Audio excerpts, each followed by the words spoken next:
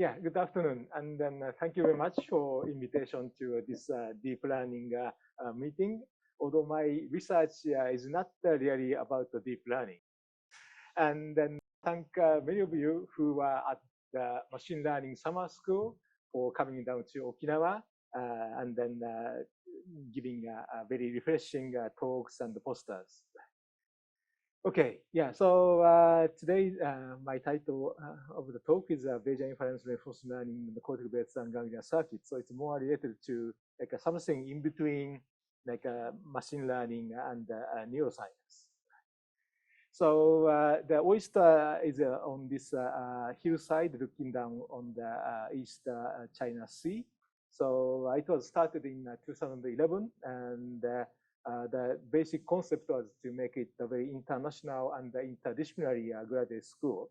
So currently we have about 90 faculty members, but still quite a small like a graduate university. So if you kind of divide the any output by the head count, because of the small denominators, result can be quite comes up and down. And then luckily in the last nature index, they positioned us 9th place in the world, a bit above like Princeton, Stanford, and MIT. So I hope next time it doesn't go down too much. All right, so and then our lab was the first lab to be started at OIST. So I decided to make it kind of interdisciplinary within a single lab. So on one side, we try to create flexible adaptive systems, and then on the other side, we want to understand the mechanism of adaptation in the brain. So we work on machine learning and robotics, and also the neurobiology experiments, mostly using rats and mice. But the common theme in our lab is reinforcement learning. So as you know, reinforcement learning is a paradigm for an agent to interact with the environment and then maximize the reward feedback. So and then in reinforcement learning, so prediction of the future reward in the form of a value function is the basic computation. So V of S is like a state value function. Q of SA is the action value function. So here the expectation over the cumulative future reward and the gamma is called the temporal discounting factor, weighting how long into the future you take into account. And then based on the prediction, you take an action. So the simplest way is like a greedy action selection, looking for the action that maximizes the action value function, or you may want to do some stochastic exploration by taking action value as a kind of a negative potential. And here the beta is called the inverse temperature parameter. And after taking action, you learn from the actual experience. So the learning signal is called a temporal difference error, which is a discrepancy between the cumulative reward you predicted before taking action and the actual reward acquired and the reward you still expect from the subsequent state, discounting by gamma thanks to this exponential discounting. And then you can learn from any error of this sequential prediction. And here the alpha is the learning rate parameter to update your memory of the value function.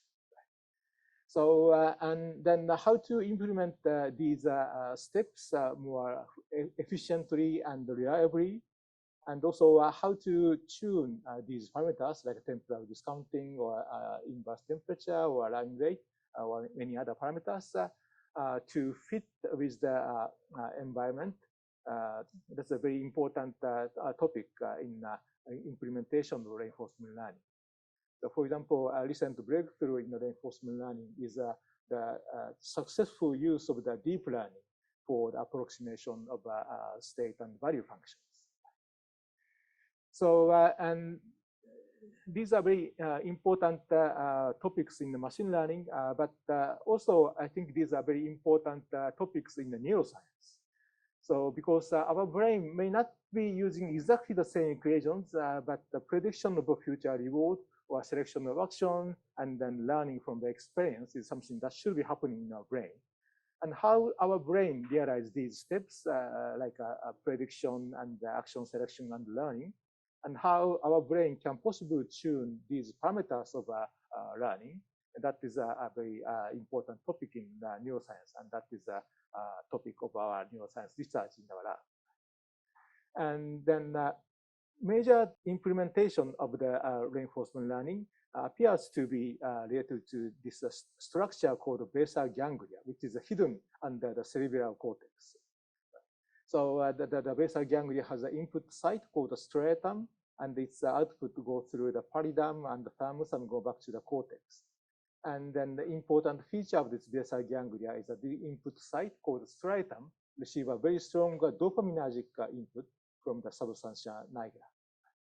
So this is a more like engineering like caricature of the network.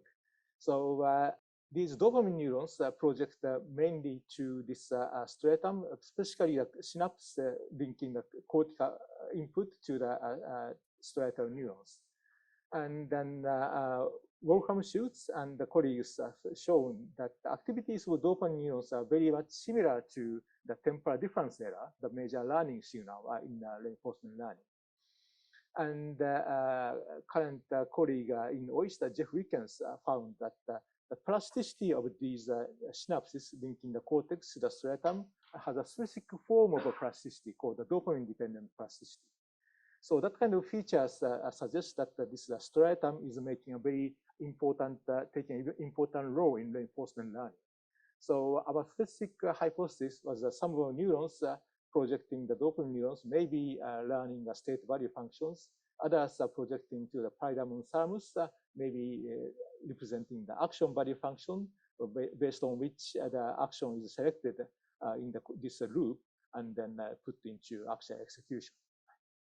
And then to test such a hypothesis, we have been performing several lines of experiment.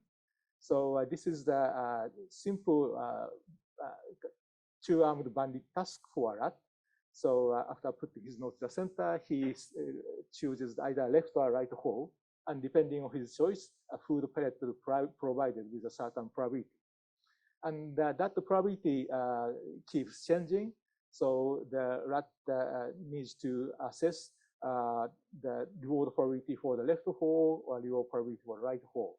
And actually, so rats after training learn to change their behavior according to the reward setup. And then while the rat is doing this kind of task, my former colleague Makoto recorded the activities of different neurons in the striatum.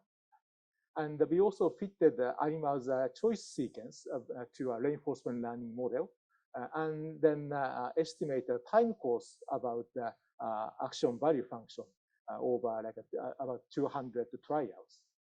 And then we use this kind of a time course as a kind of fingerprint for look for interesting suspect. And then some of the neurons change the activities over trials like this. So we expect that this is a kind of a neurons which are involved in learning the action value function. In this case, for the goodness of the left choice. And some other neurons encoded the goodness for the right choice. And some others did not care about left or right. So we found the neurons encoding action or state value functions in the striatum.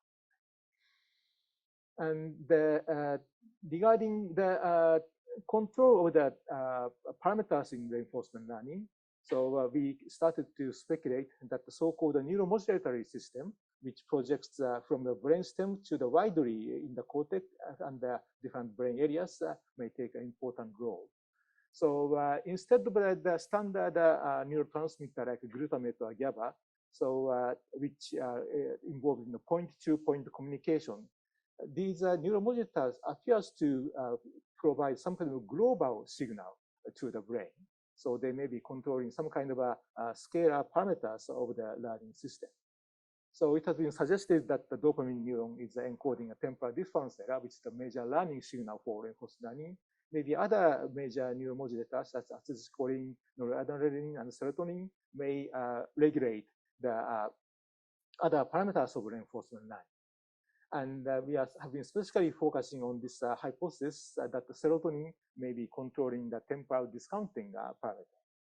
So we have been doing several lines of research, but recently the so-called optogenetics technique is readily available. So this is a genetically engineered mouse, so for which we can stimulate serotonin producing neuron by the blue light. So yellow light is turned off the stimulation. So here the mouse waits for the food pellet after 3 seconds, 6 seconds, 9 seconds, or infinity. So for the 9-second waiting, sometimes the mouse abandons to wait, but such abandoning decreased with the serotonin stimulation by the blue light. And for the infinity trial, so mouse usually abandon after about 10 seconds, but by blue light stimulation of the serotonin neurons, they become more patient for the delayed reward. It can wait like 15 seconds or more. So this is a kind of consistent with the hypothesis that activation of the serotonin neurons may enhance the evaluation for the delayed reward. So and then the mechanism of reinforcement learning in the brain. There are still many open questions, but has advanced quite a bit in the last 2 decades. But the reinforcement learning paradigm I presented so far is a so-called model-free reinforcement learning. So in which, for example, the agent keep updating the action value function, and then take an action simply from the action value and learn from the temporal difference data. So the algorithm is very simple. It's just a few lines of code in Python, but it tends to take a lot of trials and errors for proper learning. So another framework is called model-based reinforcement learning, in which the agent learns the internal model of the state transition, and then also learns the model of where, by which action you can get the reward. So in that case, you can use offline computation to improve your policy. And also for uncertain situation, you can use a dynamic Bayesian inference to estimate the current state, even when the current observation is uncertain. You can use it for state inference and also the prediction of the value function using the model. This is just one step. You can use it multiple steps if you like. So and the model-based reinforcement learning can allow more faster learning or flexible adaptation, but the internal computation can be quite heavy. So whether to use a model-free or model-based approach, or how you can combine these approaches, that's a very interesting topic. So this is my favorite example of a model-based reinforcement learning. This is a task of a smartphone-based robot to bounce up and keep balance. And then initially, while robot is doing this kind of almost random behavior, it learns the model of how the body responds to the wheel movement in a kind of Gaussian process model. And then use the offline optimization. This robot could learn to bounce out from balance within just around 10 trials. So this is a work by my former student, Parmas, who also worked with Masashi during his internship here. Okay, so and then when our brain implements such like a model-based process, we can call it a kind of a mental simulation. So we can define it as a brain process using action-dependent standard transition model, either deterministic or stochastic model. So they can be helpful for understanding the current state in an uncertain environment. And also it allows you to predict the right action to reach to the desired state. And you can apply such an internal model to arbitrary state for kind of imaginary thought experiments. So that kind of capacity of imagination will be very important for the use of language or developing a theory of science. So this mental simulation is very important, starting from the sensory motor control to very higher cognitive functions, and then addressing the brain's mechanism for such a mental simulation, I think would be a very interesting research topic. So we started to work on this topic several years ago.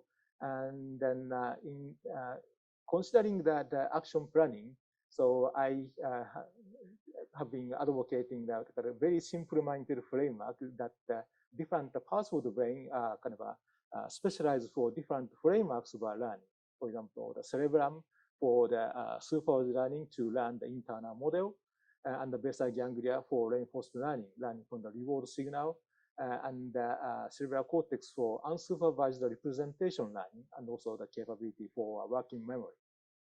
So in such a framework, you can expect that simple model-free reinforcement learning can be realized by linking the state and action representation in the cortex by the action value function.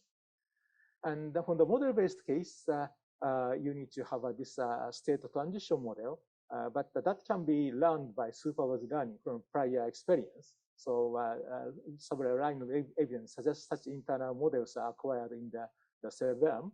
So for a given current state, for somewhere where in the brain the action candidate is produced, and then the resulting state is predicted, and the goodness of such a state is evaluated by the value function.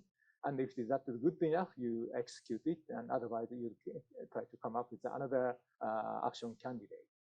So this is a bit complicated, but theoretically possible, right? So, but once you find out that this is a good action to take in this state, you don't need to repeat this again and again. You can just memorize the mapping of the state to action. So that is also another topic of supervised learning. So this may realize like a habitual behavior based on the cerebellum. So and we went on to test such possibility in functional brain imaging experiments. This is the grid world task. But to make this task interesting, we limited the movement of the cursor to only 3 directions for the pressing of the index, middle, and the ring fingers. So for some direction, you have to go zigzag path. So we call it the grid sailing task, like the sailboat going upwind. So and this kind of path is rather difficult to find just by random search. But if you already have this kind of action-dependent state transition model, you can find such a path relatively efficiently. And we asked the subjects to pre-train with this key map. And then from the behavior, we could verify that subjects are indeed using this kind of internal model. And then after showing the target, we gave some thinking time. Subjects were not allowed to press the buttons, but he or she could plan ahead the right path to the target. And why does subjects engage in such a pre-movement planning? So we found increased activities in the parietal cortex, which is known to be involved in spatial processing, premotor cortex, which is known to be involved in the sequential movement, and the dorsolateral prefrontal cortex, which has been shown to be involved in the spatial working memory. But in addition to these cortical areas, some part of the cerebellum and some part of the basal ganglia that are known to be linked to these areas are also activated. So this result shows that the action planning by mental simulation involves like a global network linking the cortex, cerebellum, and the basal ganglia. And our expectation is that the cerebellum is providing some kind of state transition model, and the basal ganglia is used for evaluation of the predicted action. But to do that, we need some more studies. And then we are also interested in what is happening in these brain areas in a more like a cellular level. To address that question, I collaborated with Professor Bernd Kuhn in OIST in so-called 2-photon calcium imaging. So mouse on the head is fixed under the microscope, and then the mouse runs on this air-floated ball in auditory virtual environment. And then we measure the activities of about 200 neurons in the mouse's parietal cortex. and then decoded, perform decoding of the represented distance to the target. And then we sometimes turned off the auditory feedback, but decoded the location of the target advanced even when the sound feedback is not missing. In that case, this neural representation will be updated by the action-dependent state transition model of how the target will come close with the step the animal has made. And when the sound feedback is turned on, this like a distribution became much sharper. So that this behavior is something looking like a dynamic Bayesian inference. Okay, so so far, and we have worked on the topic of action planning and the state inference kind of separately, but they are very much related. So, and when the Rudolf Kalman came up with the optimal filtering method, so he realized that the equation used for the design of the optimal filtering looks very similar to the equation used for optimal control, which was developed by Richard Berman several years ago. So this similarity is known as a kind of duality of inference control, and then recognized as a kind of beauty in control theory. And often the people use these two mechanisms in tandem. So use the Kalman filter to estimate the current state, and then use the optimal control for the actual control. So, but more recently, the machine learning researchers like Emo Todorov and then Mark Toysand found a deeper meaning of this formal similarity of the equations used. So basically, the kind of computation used for log posterior distribution is similar to the update of a state value function in a reinforcement learning.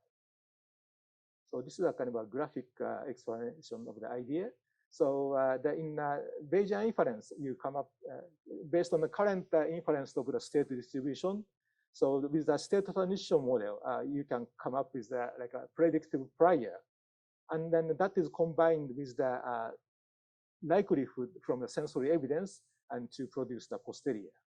And then this process is repeated again and again to keep updating the current state of the system. So in the case of optimal control, the terminal reward sets up the value function at that final state. And then the state transition model constrains how you can approach to the desired state. And then also taking into account the reward or cost for the action, you can come up with the optimal action and the corresponding value function. And you repeat this process again and again.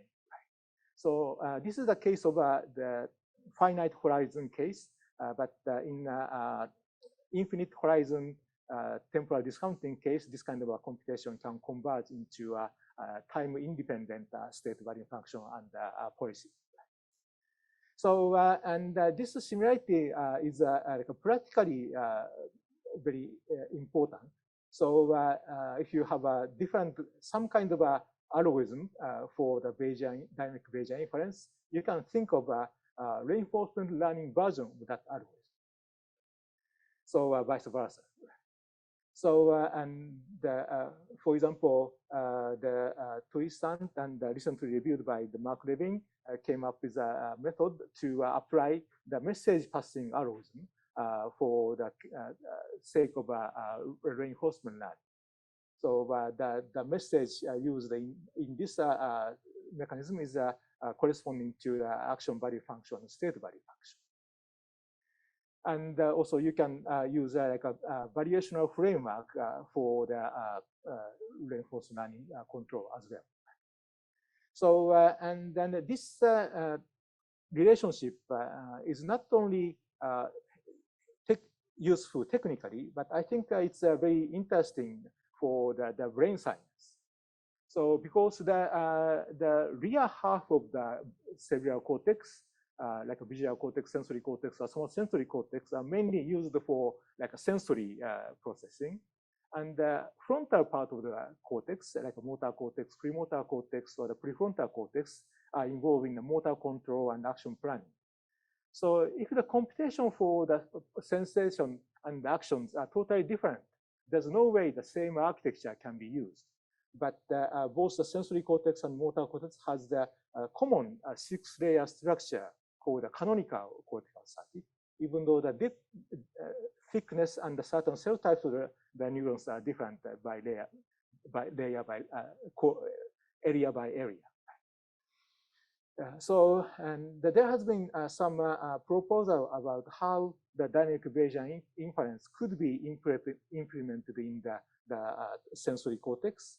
And then we can think of like a reinforcement learning or optimal control version of such an implementation based on this correspondence of Bayesian inference and optimal control. So that gives us a good motivation to go in and test such possibilities.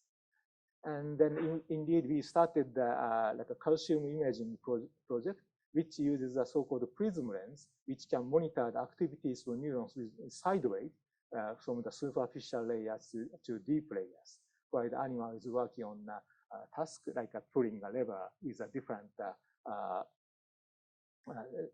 the load.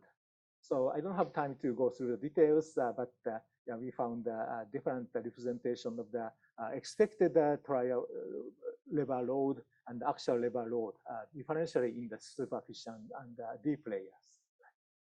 So and then we are hoping to move on to this direction. And yeah, so recently the active inference proposed by the Carl Friston is quite popular.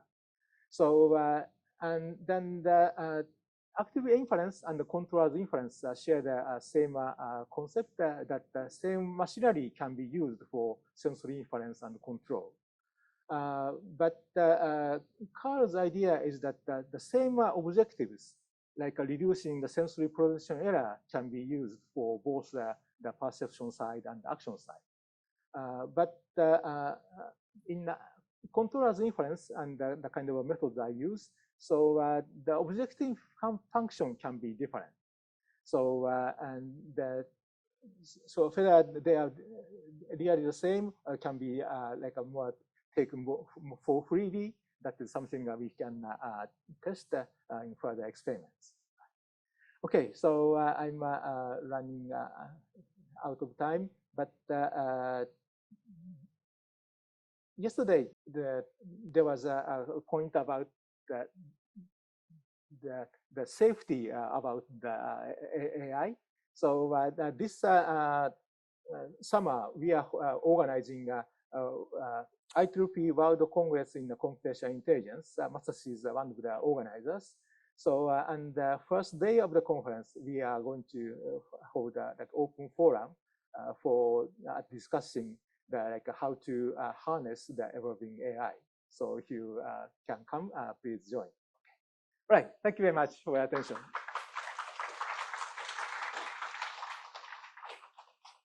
All right. Questions? Thank you, Doya-sensei. I have a very biological question, kind of. Do you? So for actions, for example, I guess the cerebellum might be lateralized, maybe like things that involve the left hand might use more of the right side, or depending on how much it crosses. Do you think for the basal ganglia and reward, is there a difference between left and right thalamus? If, for example, in the leftward reward encoding neurons, do you expect more of them to be on the left side or the right side, or is it just distributed? Oh, yeah. So the basal ganglia and the cortex has a connection, and then this is lateralized. So, for example, it is well known that if you damage one side of the basal ganglia, the animal develops like a rotating movement. So only one side is active and the other side cannot move. So yeah, also in our data analysis, so because we recorded on recording from left-hand side, so this has like a laterality regarding the representation of the action value. Thank you so much for this talk. Yeah, I was very interested in the active inference. Is that like one of the last slides, I think? Yeah, yeah. So yeah, I'm not familiar with this work, but I'm familiar with the duality. So it's like very interesting for me. So could you give like some more details about, like, for instance, what does it mean in practice? Does it mean, for instance, from neuroscience applications that for, let's say, for both like sensory, let's say, state estimation and also planning, we could use the same like circuitry in the brain or something like that? Or yeah, so the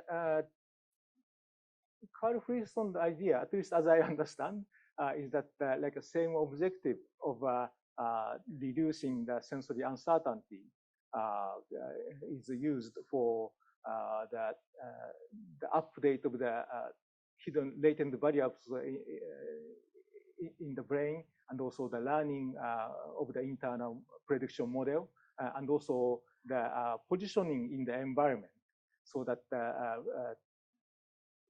future state of the environment is more predictable.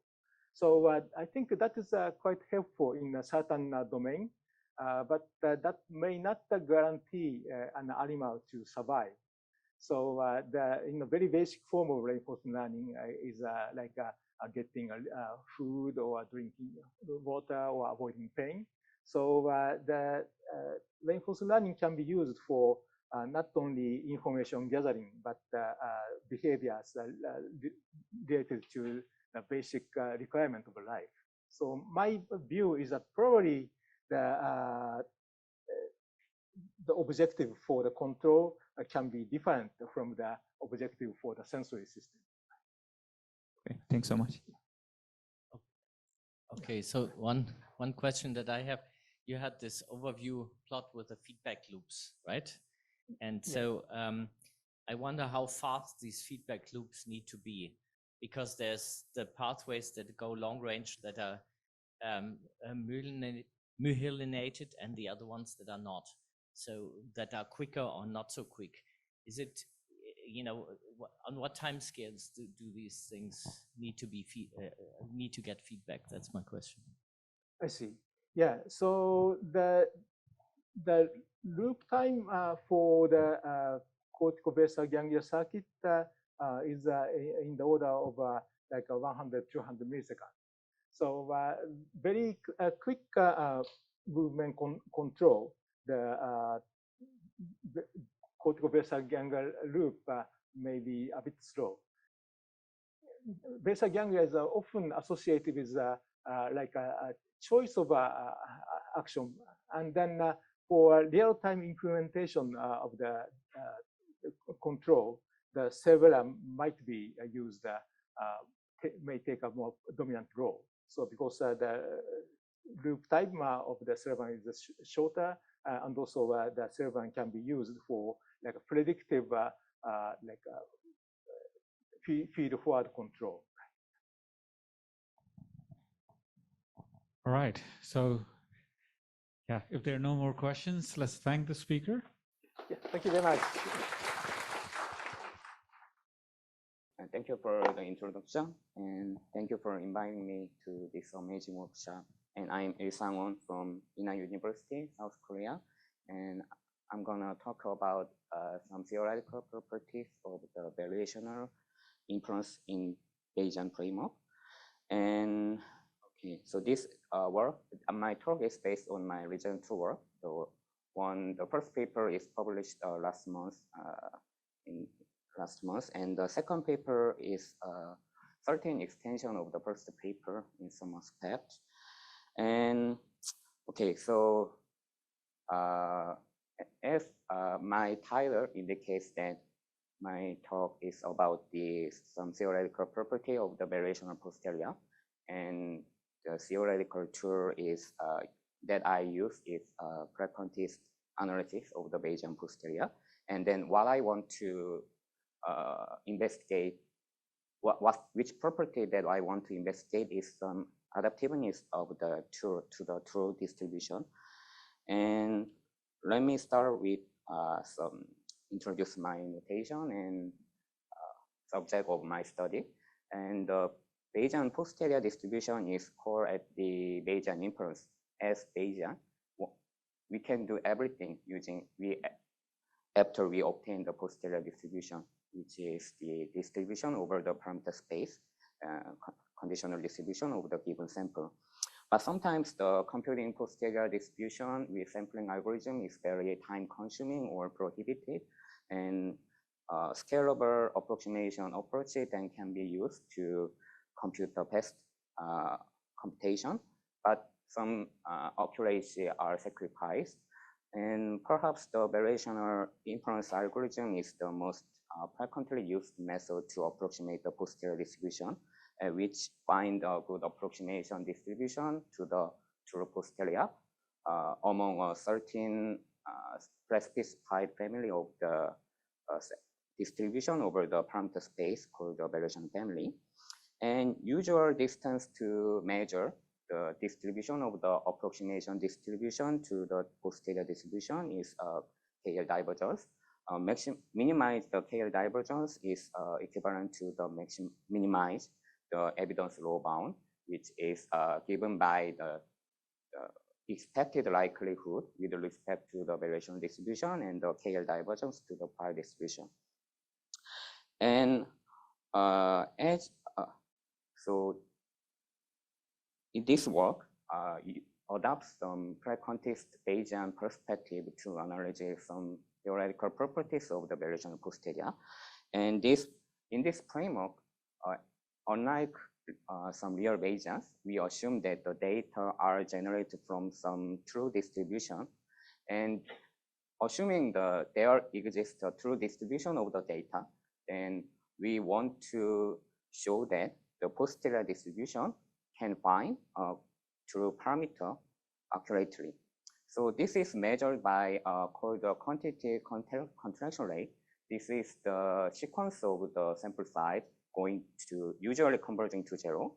And this is the radius of the ball in the parameter space that the posterior distribution gives its most of mass to centered at the true parameter. So if contraction rate is fast, then we can recover true parameter very accurately. But and usual theoretical tools to derive the contraction rate is called the prior mass and testing approach. This is proposed in 2000 work by Gosal and Van der Waart. And this consists of the two sufficient conditions. So as we can see, the posterior distribution, by the Bayes formula, the posterior distribution is expressed as the ratio of the integral of the likelihood with respect to the prior over certain event divided by the marginal likelihood. So these two conditions are related to each denominator and numerator. So the first condition is on the model is upper bounding the numerator, and the second condition on the prior is used to lower bounding the denominator. And combining these two conditions, we can prove that the posterior probability of the event of interest that is the outside of the concentration ball, then we can prove the contraction rate can be derived. But as I say, this theorem critically relies on the Bayes formula of the posterior distribution, so cannot be directly applied to the variational posterior, which is given as the approximation. I mean, the solution of the optimization problem. So, but in very recently, some theoretical analysis is developed to analyze the posterior contraction rate of the variation posterior. This is very simple. So the idea is very clear, because if our variational posterior is close to the true posterior distribution, then the concentration property of the posterior distribution can be inherited to the variational approximation. So this closeness condition is expressed as called the variational gap condition. And this is expressed as the KL divergence to the true posterior distribution can be bounded by a certain quantity. Then if variational gap condition is satisfied, then variational posterior can also enjoy the same contraction rate of the true posterior distribution. So under this theoretical framework, we can, all of that we needed to do is to show this variational gap condition. So our approximation is substantially close to the true posterior, then we can get a good contraction rate of the variational posterior, even if we use some approximate inference. And so the key technical tool is using the dual formula of the KL divergence.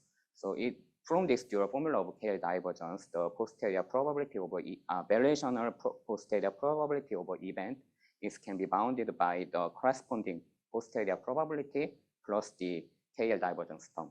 So this inequality, sometimes called the change of the measure lemma, can help us to change the variational posterior probability to the corresponding posterior probability. But this first term is a key in our proof. So bounding the first term is the crucial to derive this upper bound is good. Okay, so this is the technical tool and that our study used. And the next slide introduces what is the objective of this study. So this study is to show that the variational posterior can be adaptive to the true data generating distribution. This means that the true data generating distribution has certain smoothness or complexity. So if the true data generating function is quite complex, then we need to use a very large model to reduce the bias. But if true data generating distribution is very simple, then we need to use a simple model as to reduce the variance. So this is a bias variance trade-off, but this choosing a good complexity of the model is depend on the complexity of the true data generating distribution or true smoothness. So choice of the model should be adaptively chosen to the true complexity in this slide represented as beta. But yeah, so this is usually done by certain model selection criteria or any other penalization method. But in the Bayesian posterior literature, to the best of our knowledge, there is no consistent theoretical approach to attain this adaptive property of the variational posterior. So to get adaptivity of the posterior, as frequentist does, Bayesians can do some model selection, which prepare using the inference of the multiple models and choose the best model using the model selection criteria, or using the prior distribution with a hyperparameter, and choose the hyperparameter by using the model selection criteria. So both of these two approaches are essentially not much different, but the key is to choose the best one, best model or best prior, using the data adaptive way. But I distinguish these two scenarios due to certain difference of these two scenarios make our proposal behave differently in these two scenarios. So this mathematical structure is the disjointness. I mean, disjointness of the multiple models or prior. And in the first model selection scenario, multiple models are usually non-overlap. I mean, there is our structure is different. For example, we use the mixture model with a different number of components. Then the parameter space represented by the number of components is disjoint. But in a second scenario, where we tuning the hyperparameter, there can be the support of the priors can be overlap. So these overlapping properties make our proposal different, and I will explain later. And what is adaptive here? What is adaptive inference? Adaptive inference is we can choose the best model among these multiple candidates without knowing any aspect of the true distribution. So here so I will explain this using the example. So so this is a classical non-parametric regression problem with the true regression parameter is held a beta smooth function.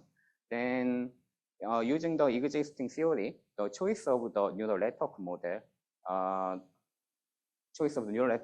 should be dependent on the true smoothness beta.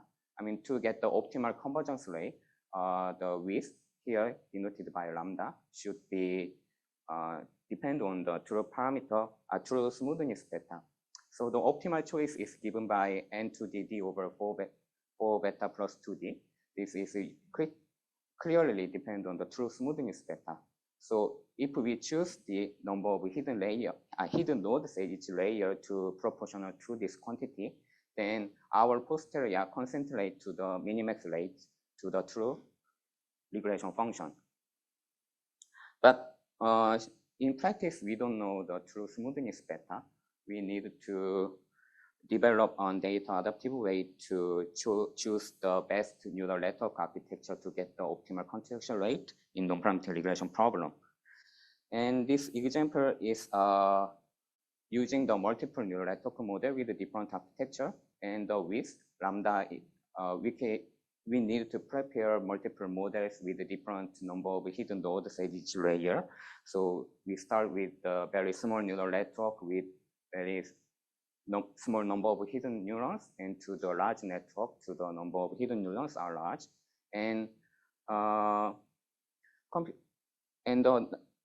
one way is to compute each posterior distribution of each individual model, and then combine or select from this individual posterior to get the optimal inference without knowing the true smoothness beta.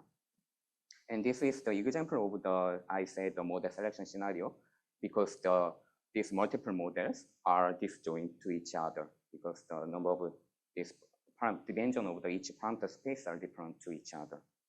And the second example is the Gaussian process example. And consider the same non-parametric regression example and impose the Gaussian process prior to the true regression function. And this Gaussian process is differently behave as the kernel is differently as the scale parameter of the kernel is chosen.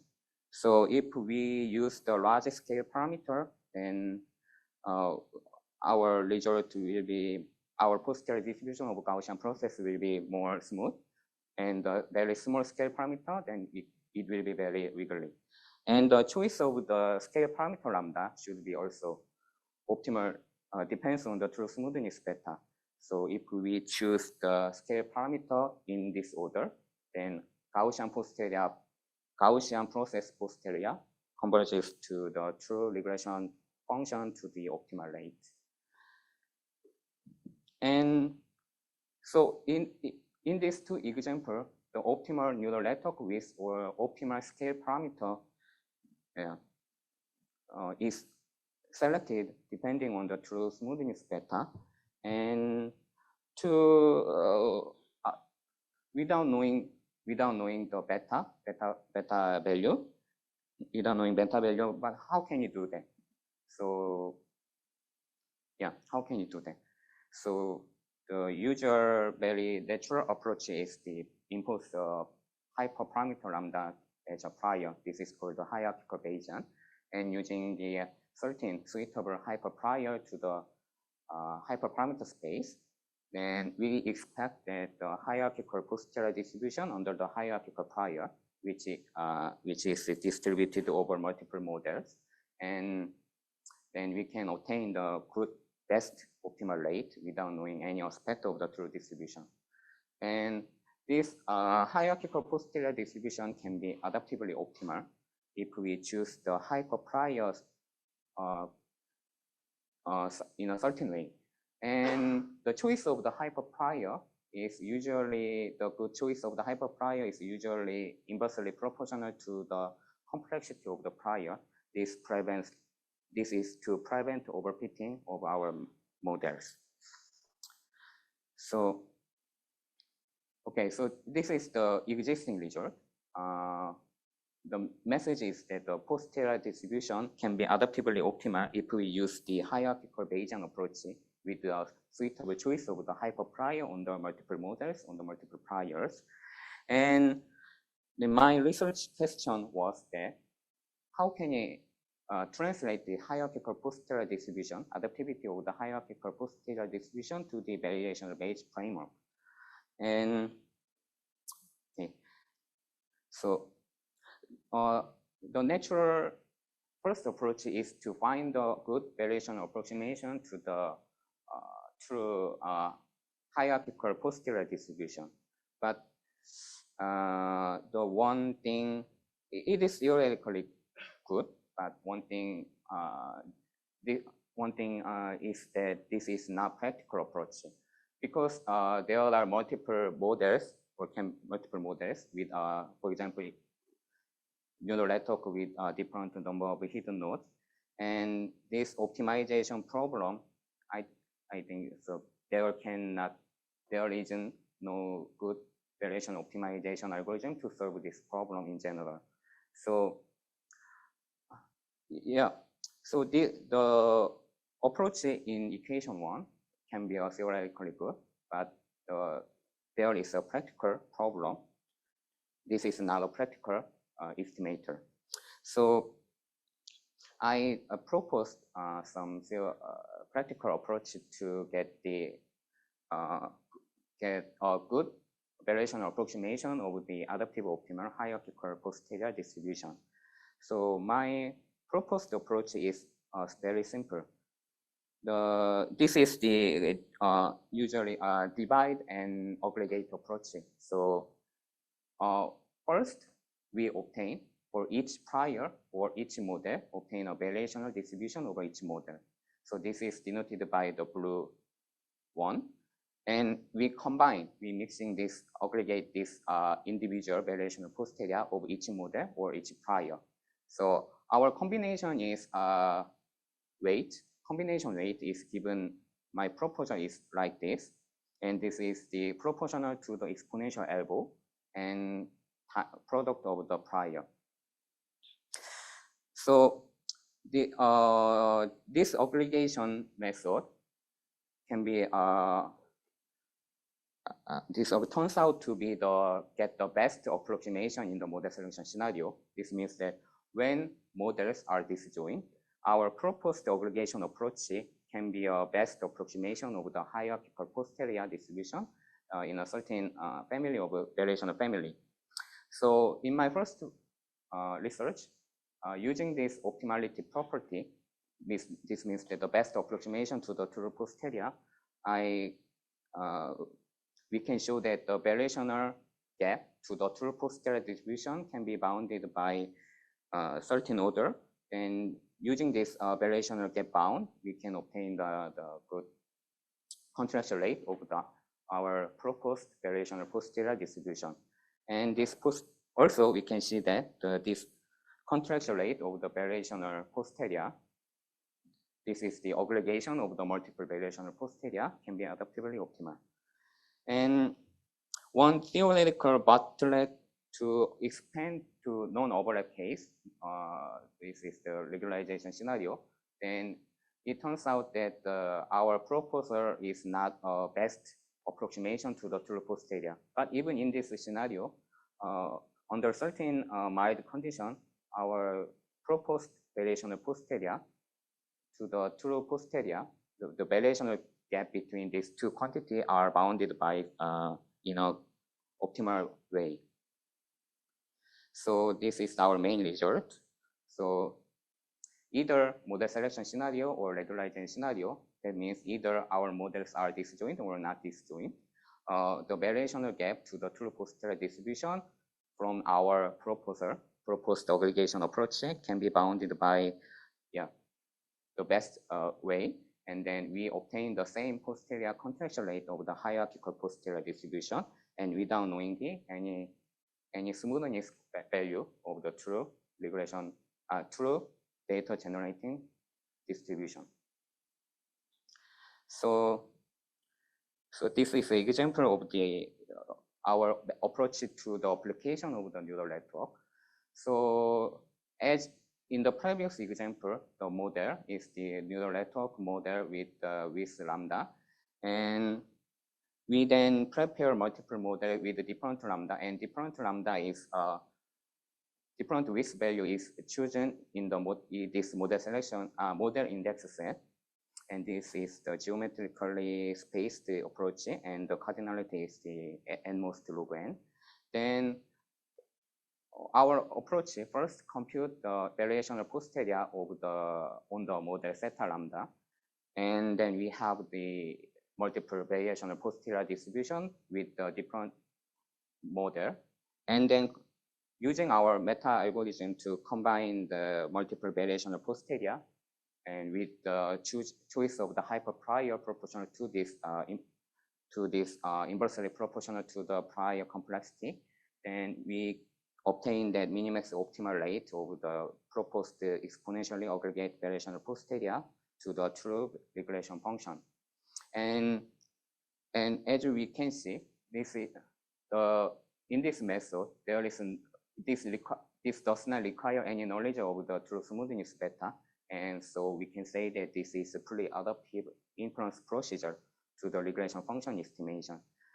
So we can do the same thing for the Gaussian process example. So if we use the multiple GP posterior distribution with the different scale parameters, and then aggregate the different GP posterior to using our approach, then the aggregated GP posterior distribution is minimax optimal to the for the true function estimation without knowing beta. Okay, so I present just the simple simulation result to show the effectiveness of our proposal, and some one method to model selection for variational based recapture is to choose the best variational posterior using this model selection criteria. This is I say the elbow method approach. So this is if we have a multiple variational posterior with a different hyperparameter, then we choose the best hyperparameter by maximizing the elbow criterion. Then using the selected model variational posterior, then we may do the adaptive inference. But yeah, but we compare our approach to this approach in a simulation scenario, then all of the benchmark data set, our approach is superior to the elbow maximization approach. Okay, so, and for the time constraint, I skip this section and jump to the conclusion.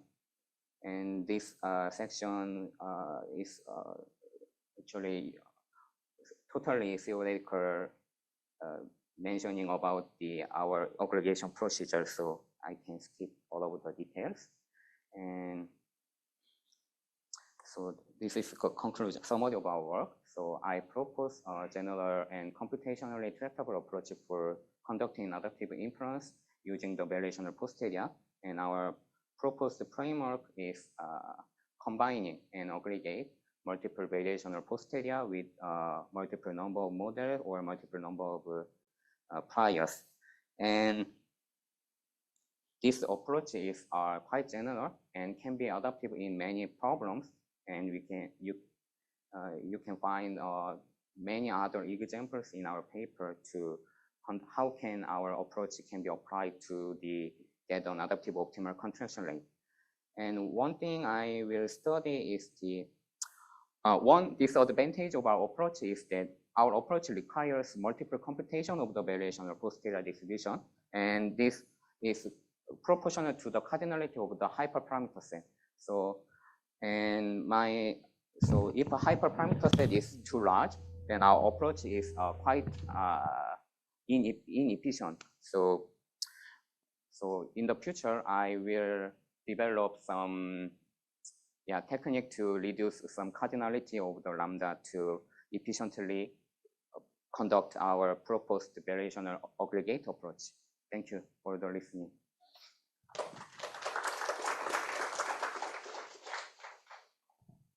Questions? Thank you for a nice talk. And so I'm interested in your advantage of the variational based approach against the empirical based approach. Yeah, it's kind of a typical way to the adaptation. And so you mean that in the empirical based approach, sometimes there are some additional restriction is necessary, like a kind of the heavy, kind of the self-similarity also. So is there any kind of additional restriction or benefit? No.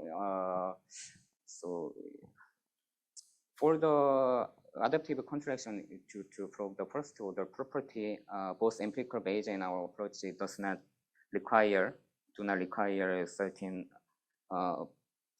self-similarity properties. So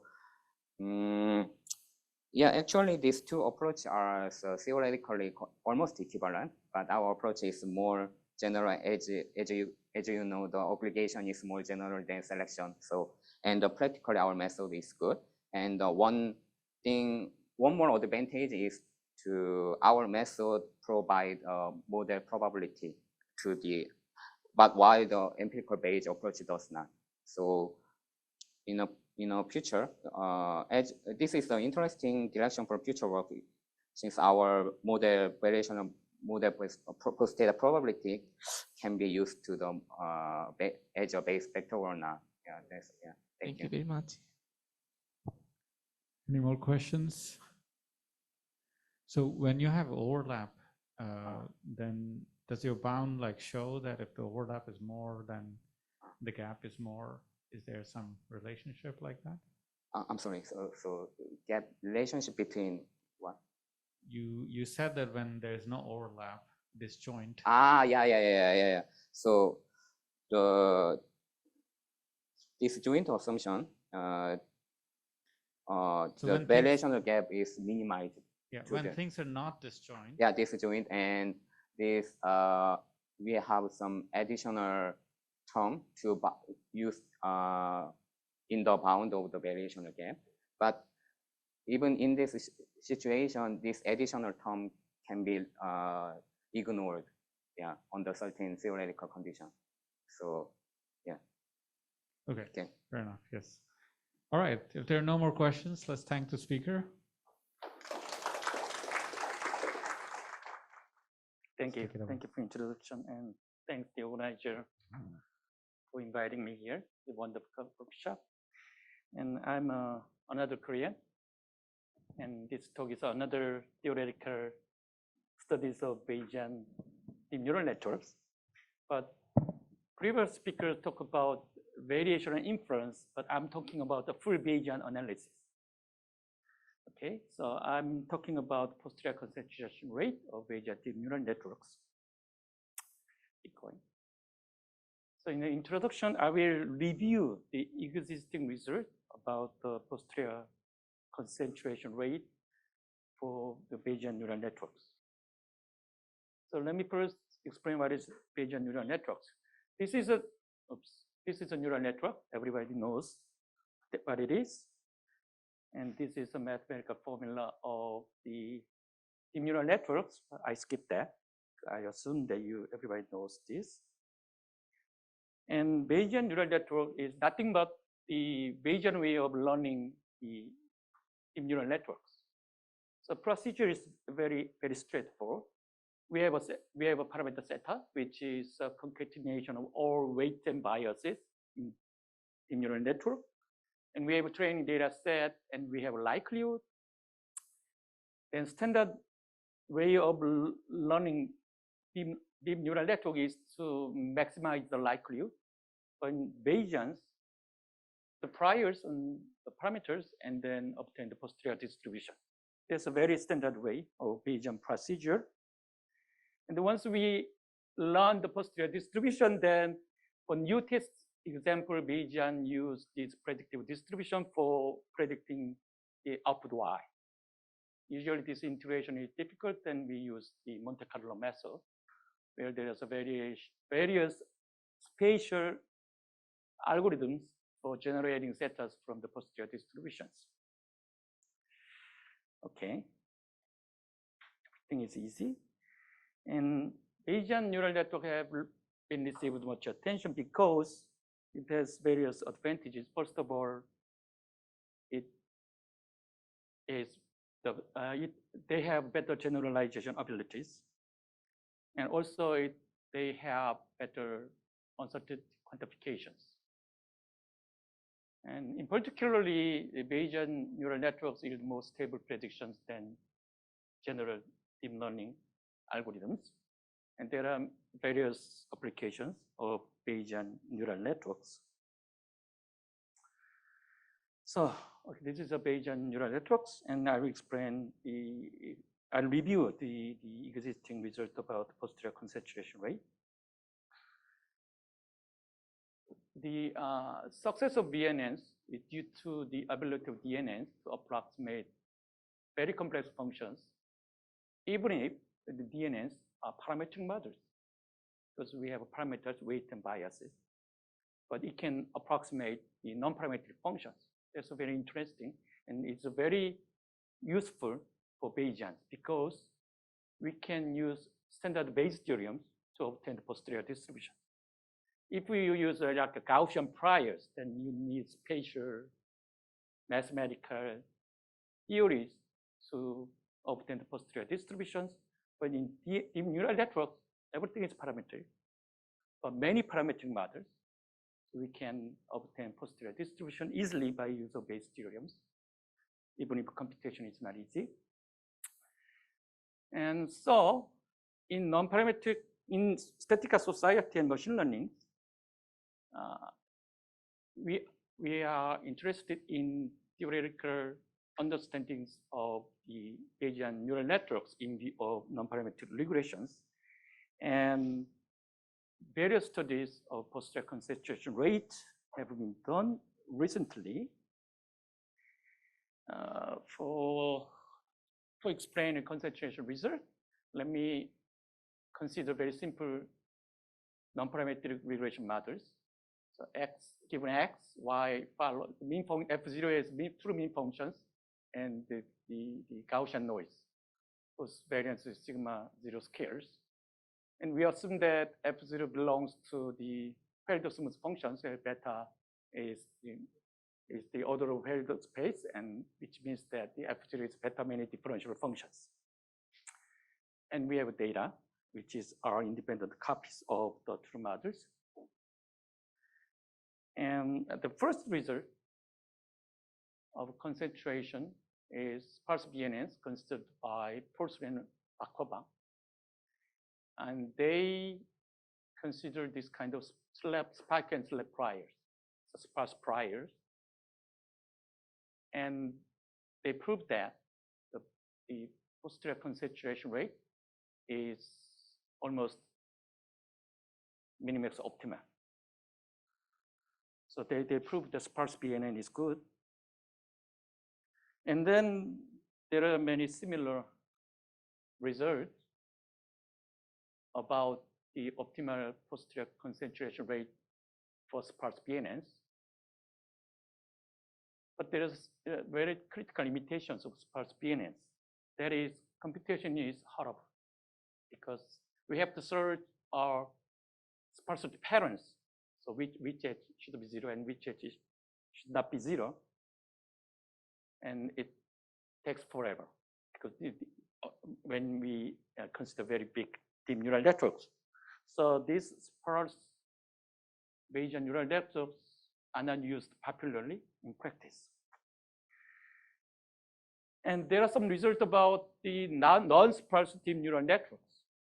So there is some result about optimal concentration rate for fully connected BNNs. And only the Ilsang is the previous speakers, and Lijen, they proved that. It's maybe such an analyst paper he mentioned. If they use the priors, which has diverging domains, the uniform distribution on between minus AN and AN, but AN should go to infinity as n goes to infinity. Then the corresponding posterior distribution achieve the near minimax optimal convergence rate.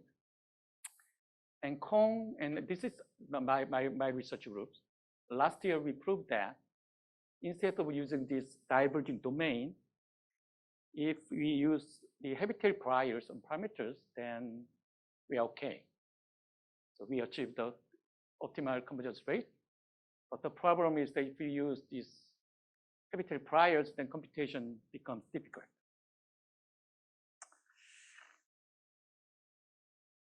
So there are two types of Bayesian neural networks which achieve the posterior concentration rate. But surprisingly, there is no theoretical result about DNNs with the II Gaussian priors on the weight, which are most popular in practice. That means there is a big gap between theories and applications. The aim of this talk is to fill this gap. So then the question is why there is big gaps between theories and the practice. And the answer is that there is no approximation theorems for BNNs with the Gaussian priors. So in this talk, I will propose a I talk about new approximation theorem for the DNN. Okay, so before going further, let me briefly review the existing approximation result of deep neural networks. Let me consider the fully connected deep neural networks with L is the number of layers. R is the number of nodes at each layer. For simplicity, we set all the number of nodes at each layer are the same. And there is the activation functions. And this is a standard fully connected deep neural network, set of standard deep neural networks. And this one is a subset of this set where each parameter is bounded by the capital B. So it's a fully connected deep neural network where the weight and biases are bounded by a certain constant. And this FSDNN is a sparse deep neural network. So it's a subset of deep neural networks where the number of non-zero weight or bias are less than equal to S. And also the weight, each non-zero weight also should be bounded by the capital B. Okay, there are three sets of deep neural networks. And Schmidt-Heiber, he proves that the sparse DNN approximate Felder's multifunction well. And most of the theoretical study of Bayesian neural networks are based on this approximation result. And there are many related papers, and some of them are here. I'm happy to see. Yeah, it's okay. And good. But as I told you, the sparse BNN is practically not popular because computation is difficult. And this is what the Schmidt-Heiber proved, but I skipped that. And in Kohler and Langer in 2021, they consider fully connected DNNs, and they proved that we can approximate Felder smooth functions by use of fully connected DNNs instead of sparse DNN. Okay, and there are the two more similar results. But the problem is that, problem of their result is that the bound of weight or bound of parameters should diverge. as m goes to infinity. So they need the unbounded parameters to approximate the smooth functions. So that's why we in the corresponding study of Bayesian neural networks requires the priors of the parameters should diverge or should be heavy-tailed. That's because this approximation result required that the size of the weights should diverge. There's an important limitation. So there's a review of the existing result. Then I'm going to talk about what we have done.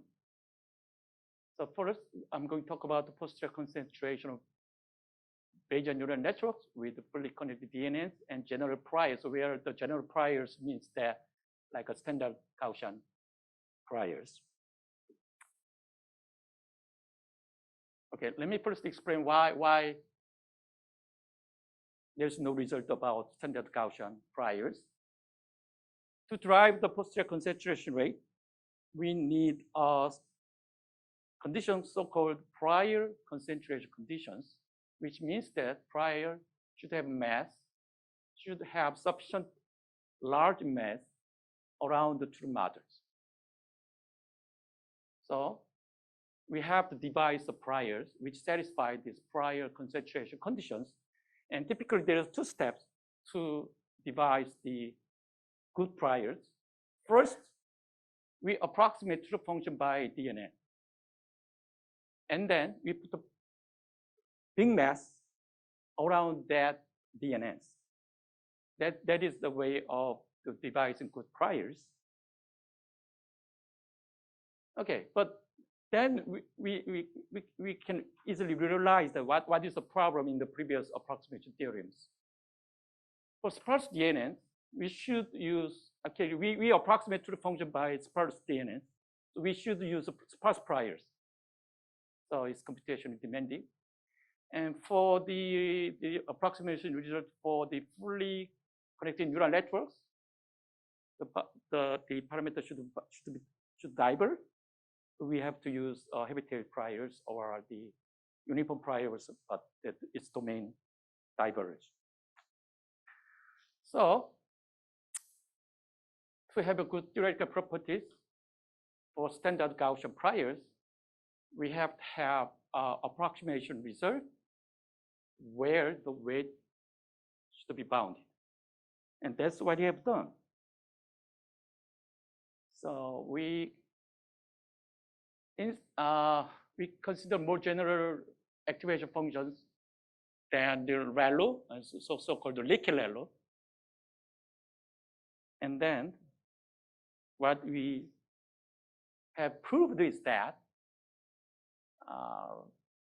fully connected deep neural networks with bounded the parameters can approximate the smooth functions well.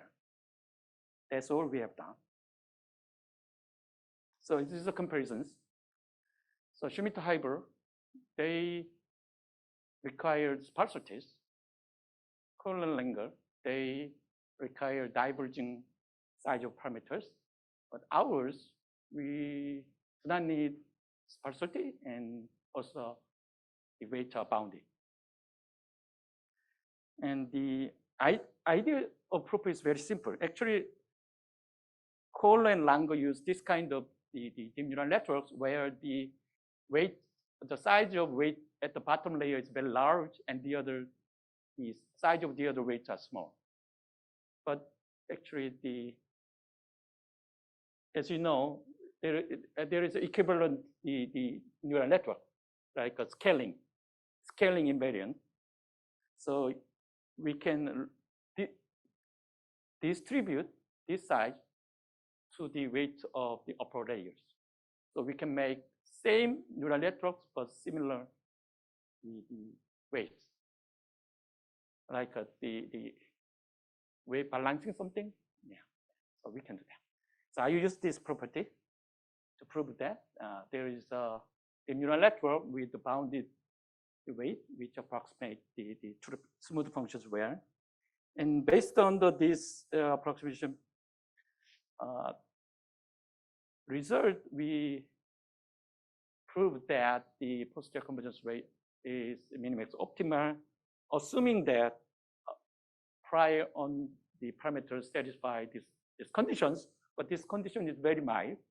So all the popularly used priors, such as independent Gaussian priors, multivariate Gaussian priors, and hierarchical priors, even hierarchical priors, they all satisfy these assumptions. So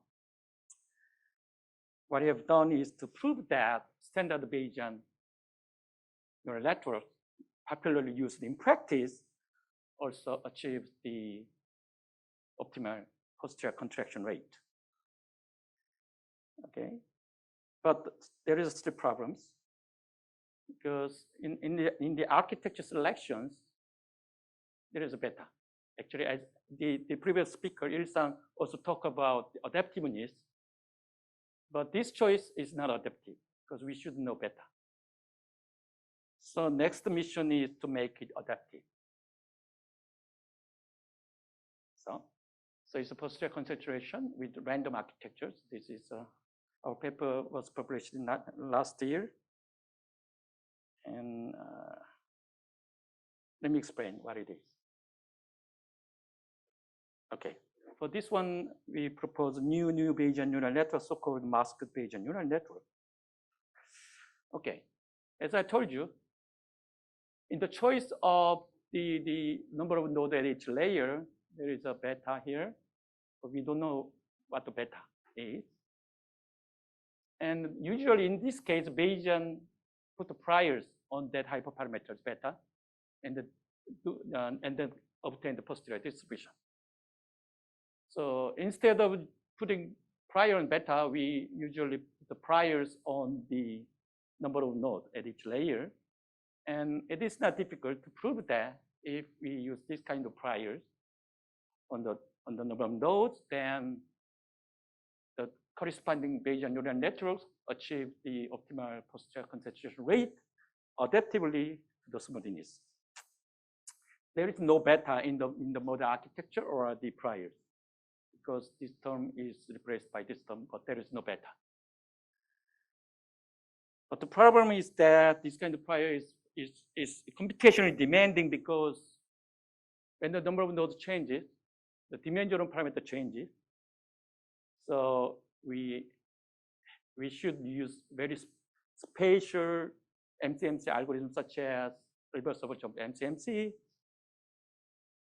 but it's computationally very, very expensive. And another choice is a variational inference, but it is known that full Bayesian analysis is better than the variation inference.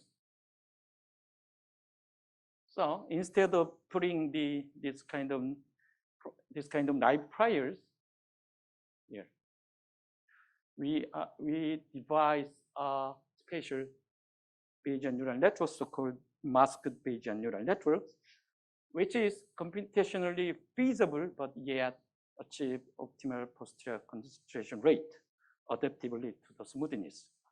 So let me explain what is a masked Bayesian neural networks. It's very simple. Let me first start with a very large deep neural network, like this, fully connected very large deep neural network. In each node, we assign masking variables. It's a binary variable. So if it's 0, then that node becomes turned off. If it's 1, then that node is survive. So it's turn on. So masking variable is nothing but turn on or turn off each node. So the dimension of masking variable is equal to the number of nodes. So this is a mathematical formula of the masked deep neural networks. It's almost same as deep neural networks, but there is a masking variable, and this masking variable, masking vector actually, is multiplied by the activation function. So only the node whose masking variable is 1 survive, and all the other nodes whose masking variables are 0, they dead and turn off. Okay, and we put the priors on this masking variable instead of number of nodes. that is our strategy. So our Bayesian model is that the mean function is kind of this masked deep neural networks, and the baseline deep neural network is a very large one. There is no beta here. And then we put the priors on masking vectors as follows. First, we select positive integer numbers, which is equal to the number of survivor nodes at each layer. Then prior distribution for that, the number of survivor nodes is proportional to this formula. Here, lambda is hyperparameters. And then once we have number of survivor nodes at each layers, then we generate which node is survivor and which node is dead based on the hypergeometric distributions. So uniform distributions. That's all. In the case, we can achieve the optimal convergence rate. So it's the same as and adaptively, optimal convergence rate adaptively to the smoothness. And also we can develop an efficient MCMC algorithms. This is a kind of mixture of Gibbs and MCMC algorithms.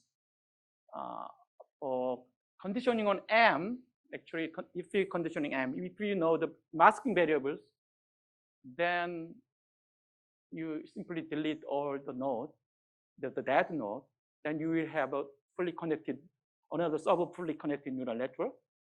And there's many special MCMC algorithms for updating what is the parameters, such as the Hamiltonian Monte Carlos, or stochastic gradient Langevin dynamics, or something like that. So we can use well-known the algorithms to generate the parameters conditional on that the masking variables are given.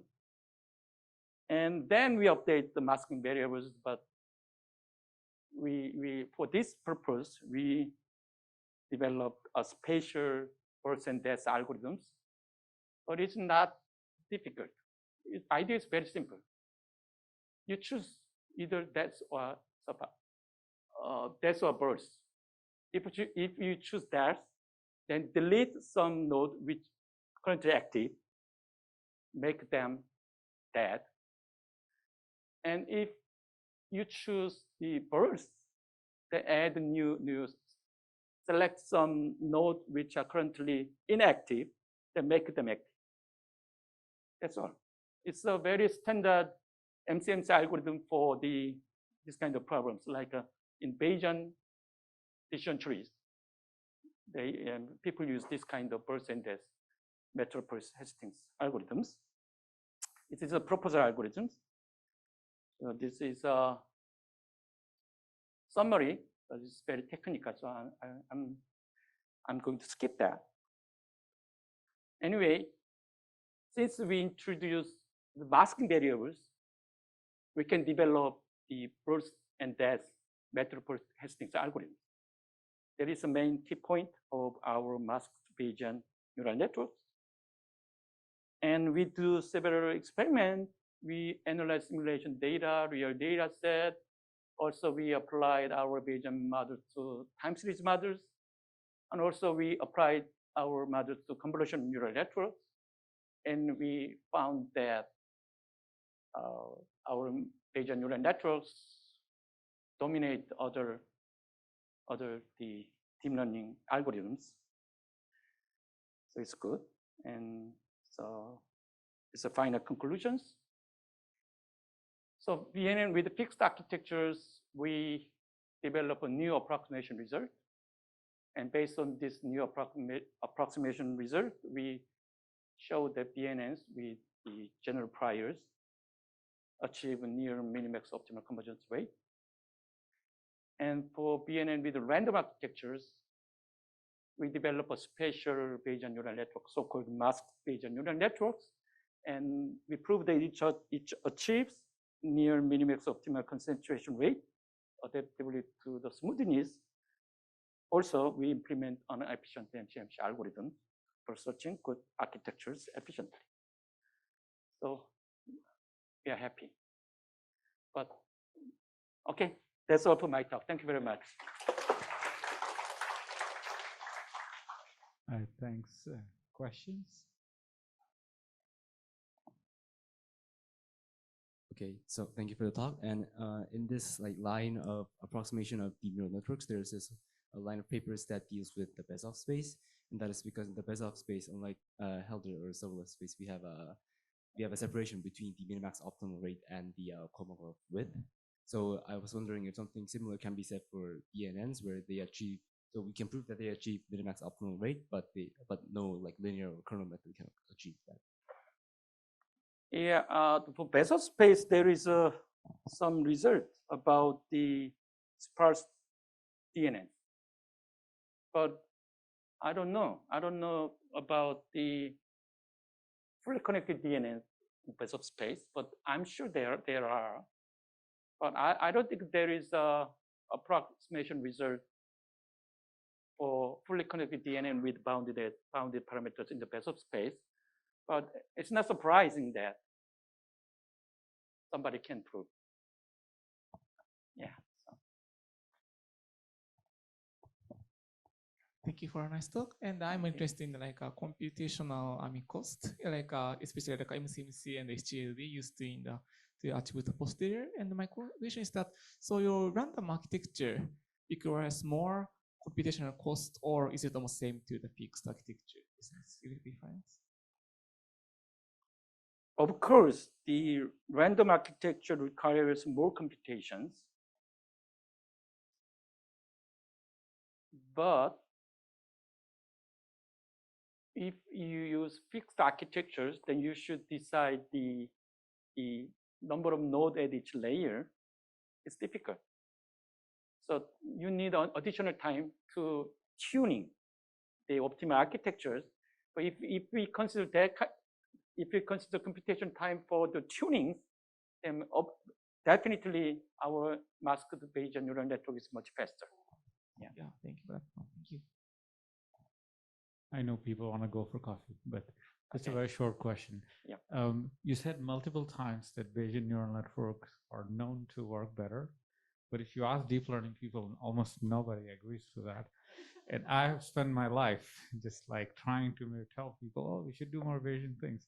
So just trying to understand, in your concentration rate, do you find some evidence that it should converge better, or? Actually, Posterior concentration rate doesn't say anything about superiority of a Bayesian neural network compared to another method. But in the classrooms, if you take a Bayesian statistics courses, you can learn that the admissibility and some kind of minimum, some good properties of Bayesian. It's a bit over the top, right? Claiming that Bayesian neural network. Oh, okay. Okay. I say that every day. Go, okay, but okay, but let me tell you one thing. For the convex models, there is maybe some better performance of Bayesian method, but it's not very significant. But deep neural network is non-convex. So actually, not Bayesians, they use kind of Bayesian procedure, so-called ensemble. So we learn the deep neural network several times with the different initials. Then we have the multiple deep neural networks and combining. That procedure is similar to Bayesian neural networks. And my experience is that, but there is no theoretical evidence, but my experience is that Bayesian way is a better way of finding multiple deep neural networks. That's my experience. Yeah, better than ensemble. I guess, so I think when we back in the days when there were neural network people in my group and kernel people in my group and boosting people in my group, basically the outcome was that all the methods would perform similarly well if the person who liked the method was using it. But So actually, in the empty talk, he said that the Bayesian is better for calibration. I'm sorry, Klaus, but it is. Yeah, I mean, for us, but definitely better answer to the quantification. Yeah. Okay. Yeah, I think this is a very good place for us to go outside, have coffee. Yeah, and talk we about need a this. coffee if we want these discussions. Yeah, Yes. we should have coffee So or yeah, drinking. let's thank the speaker with this, and let's Thank have more you. discussion. Thank you for having me, and thank you for invitation. And I'm Sho. I belong to deep learning theory team, and today's talk is about the sort of approximation theory for neural network. Okay, what is a typical solution obtained by deep learning? This is a big question I'm working for many years.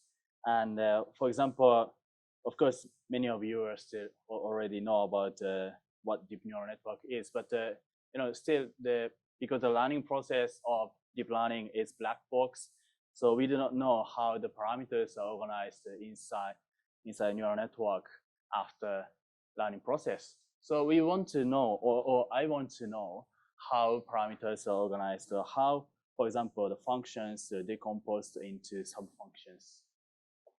This is a motivation of my study.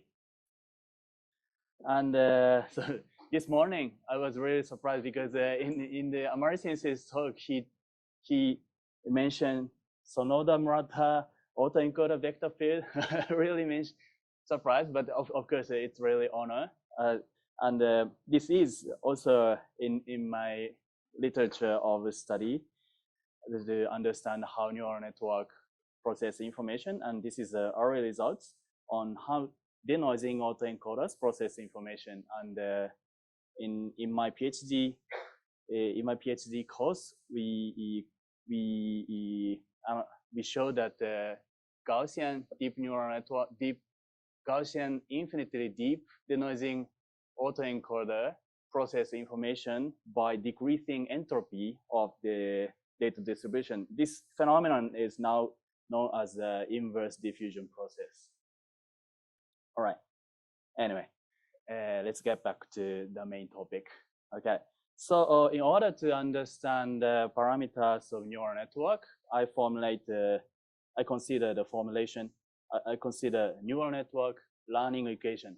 This is just a very simple functional equation.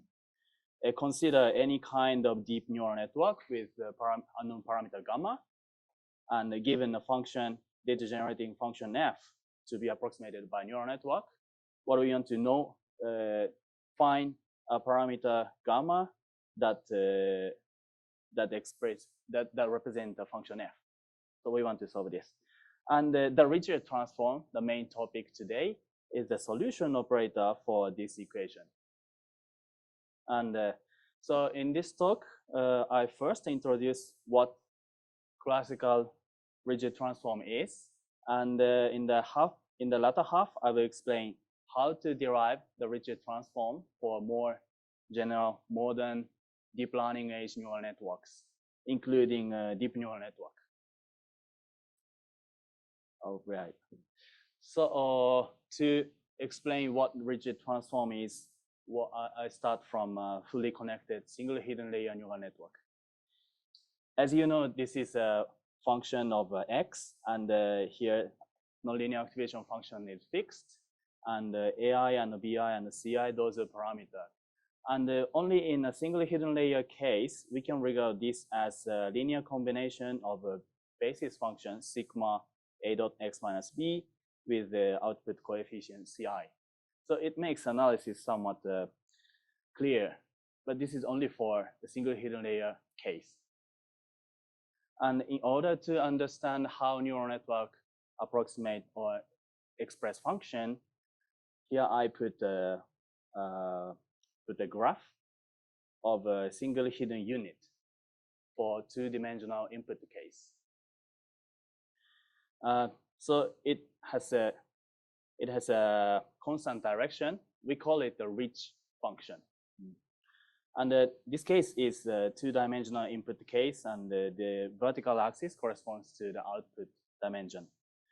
And our understanding is that a fixed sigma, for the visualization purpose, I take sigma to be a Gaussian function. Then this constant direction is determined by this weight parameter A. So if we rotate the direction parameter A, this direction of the ridge rotates. And this B controls the location of ridge. And this C controls the height of the ridge, of this ridge. So this is a geometric understanding of a neural network parameter, a single hidden layer neural network parameter. And before stepping into the theoretical stuff, I want to explain intuitive understanding how neural network approximate functions. So this is a face of Christ made by pins and thread, made of pins and thread, and made by an Italian artist. And what I want to say here is that it is, so pin is put here, and there are many threads. And if you align many threads, you can create cross points. And if you make cross points densely, you can make a darker area. And if you avoid making cross points, you can make a brighter area. So by controlling the density of cross points, you can make an arbitrary two-dimensional space. I regard this area as a two-dimensional space. And what I want to say here is that neural network also puts ridge functions on this function spaces, on this two-dimensional space. So, and by nicely arranging ridge functions on this two-dimensional space, we can make an arbitrary function. So what I want to say here is that the functional approximation by neural network is basically a drawing method by lines, by putting many lines. And this kind of scheme is also employed in Fourier series expansion, for example. Fourier series expansion is a function representation method by using the linear combination of wave functions, right? And in addition, tomography also. Tomography is a drawing method by linearly combining many hyperplanes. And on the other hand, somewhat different method is drawing by points. A typical one is the pixel art, and another typical one is a computer screen. So here we see a very complicated two-dimensional signal here, and this is realized by putting many colors on the screen, right? And as a learning machines, as an example of learning machines, kernel regression using a Gaussian kernel, for example, corresponding to the drawing by points, right? In this sense, kernel method and the neural network are somewhat a different type of universal function approximator. So this is an intuitive explanation how neural network approximate functions. Okay, so to move to the Ridgelet transform, I first introduce the integral representation. So Ridgelet transform is something like okay. In this, in this example, or maybe we can manually choose which parameter to put. But the Ridgelet transform can do it automatically by calculating the integral transform of function f. And okay, let me introduce the integral representation first.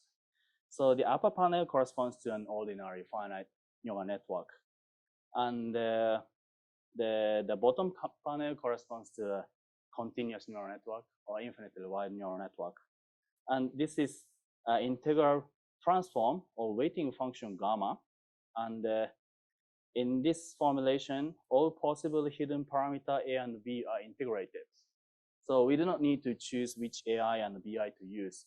Instead, by weighting on them, we indirectly choose which AI and BI to use.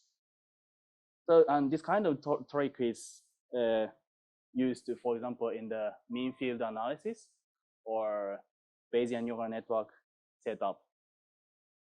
And the advantage of this formulation is that we can linearize the parameterization of neural network. I mean, if we twice this AI, the function SNN of S will not be twice. So that means that the parameterization is nonlinear. But if we twice this weight function, the function itself will be twice. So this is a linearization trick of a neural network. And I will explain I will introduce rigid transform. Okay, say F be an arbitrary function on Rm, and rho be an arbitrary nonlinear function. This can be different from activation function sigma. And the rigid transform R of F is defined as a functional scalar product of Fx and rho of sigma, rho of A dot x minus B. It essentially measures the similarity of Fx and rho Ax B x minus B. And nice thing is that if we substitute this Ridgelet transform with the place of a weighting function of continuous neural network, then it reproduces the original function F. And it has two meanings.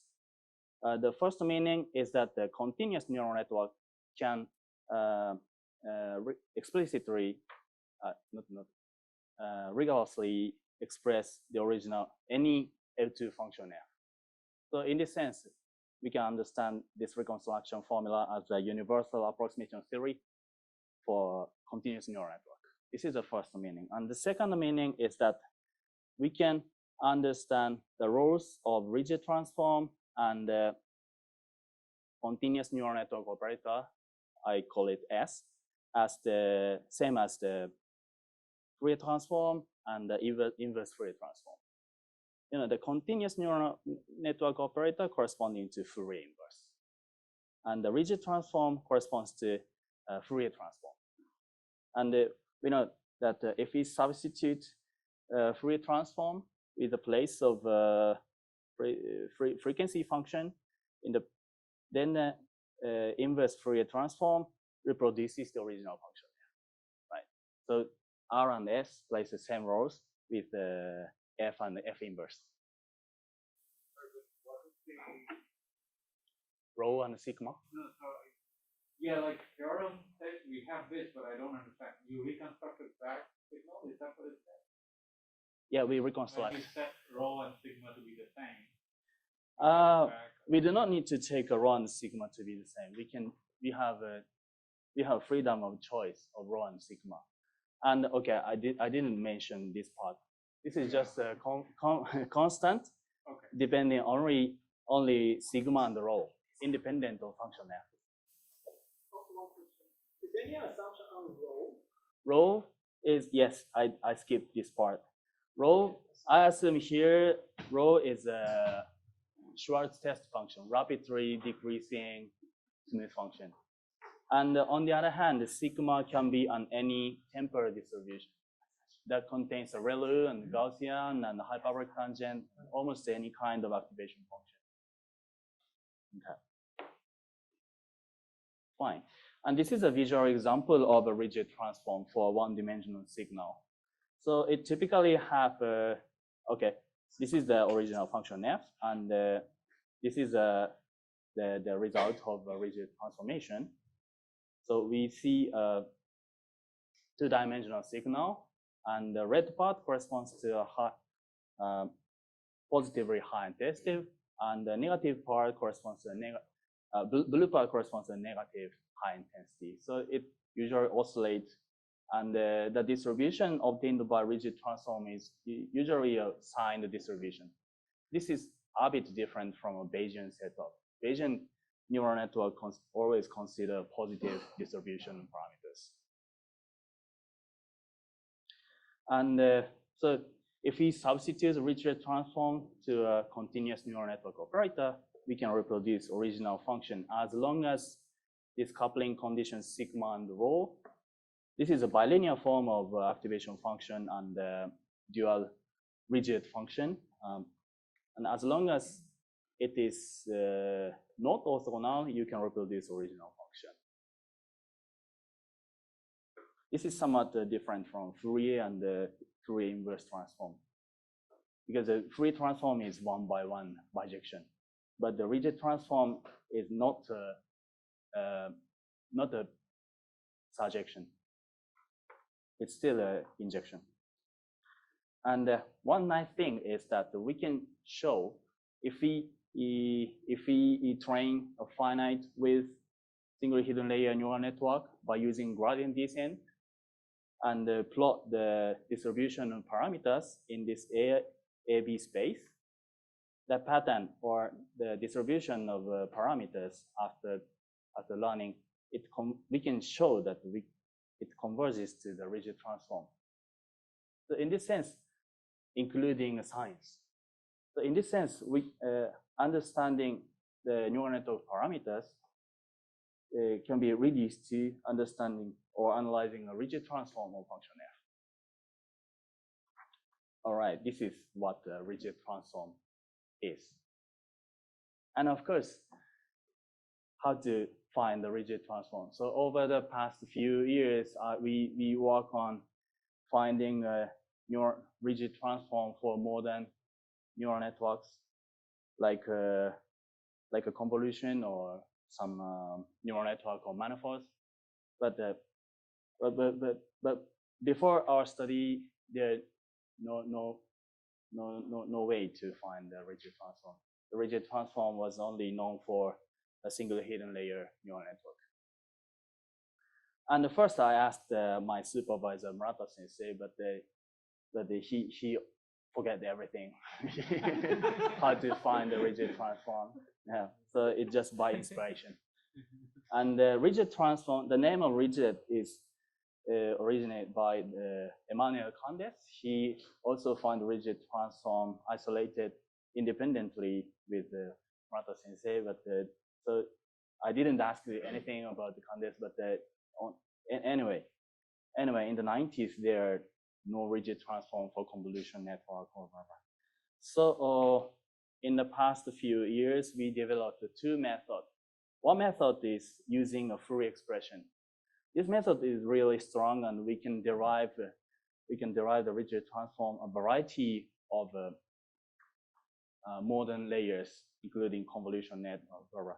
But one weakness is that this approach is basically only for single hidden layer network. So every time I receive a question that are there any extension to deep neural network, and my answer is I don't know. So we recently developed a bit different method. This is somewhat more highly abstract, high level, but using a group representation theory. And eventually, we succeeded to derive the Ridgelet transform for deep neural network. So I will explain how. Okay, first I will explain in a very high abstract level setup, and then introduce two examples. One is fully connected original Ridgelet transform, and the second one is a deep neural network. Okay, let G be a locally compact group equipped with invariant Haar measure. So the reason why I choose G to be locally compact is because it has a Haar measure. Haar measure is a generalization of group version of a Lebesgue measure. It is shift invariant. So you can integrate on G. And the example of a locally compact group is finite group, compact group, and a Lie group. But if the infinite dimensional Lie group, it's too big, so we cannot expect invariant Hall measure. So it's excluded. And let X and Z be homogeneous G spaces, but that means that these are sets, and on there, the group G acts transitively. And we call X to be the data domain and Z to be the parameter domain. And let the pi G and pi hat G be regular G actions on function space on X and the function space on C, I mean the parameters. And we call the function feature map phi is joint G invariant when if we act the group G simultaneously on both X and C, then the value left invariant. Okay, so here phi on X and C means that this phi is essentially a feature map, because this is a function of X parameterized by Xc. Okay, so any feature map that satisfies this group invariant condition, we call it the joint G invariant function. And finding this kind of function is somewhat intuitively easy, because consider, for example, this x-axis corresponds to data, and this vertical axis corresponds to parameter, and consider any group orbit. And as long as the value of phi is constant along this orbit, it is joint G invariant. So, okay, at an abstract level, we can find this kind of joint G invariant function easily. And this is the main results. First, define the general neural network as the integration of a joint G invariant function phi with respect to parameter with the weighting function gamma. We call it the general neural network, but this is just a this is no graph or no neurons anymore. So I just call it the generalized network. But anyway, and let the Ridgelet transform, generalized Ridgelet transform be integration of a group invariant function with respect to data. And here the weight function is fx. Fx is a function to be approximated by continuous neural network. And the only assumption is that as long as the regular action phi g is irreducible, then if we combine a generalized neural network and the generalized Ridgelet transform, then it reproduces the original function f.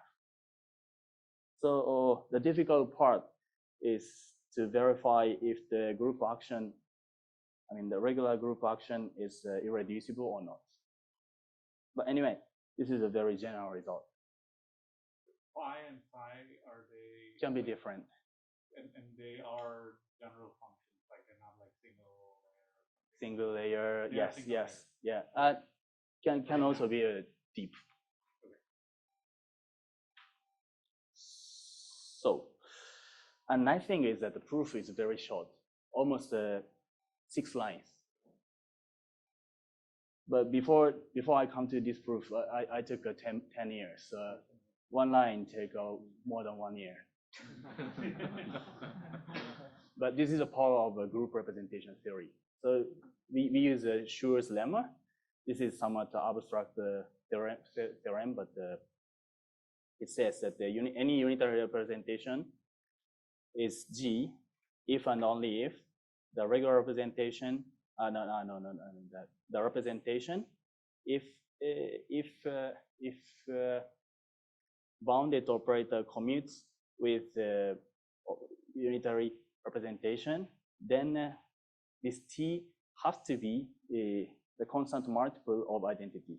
This is a very abstract one, but here we use this fact here.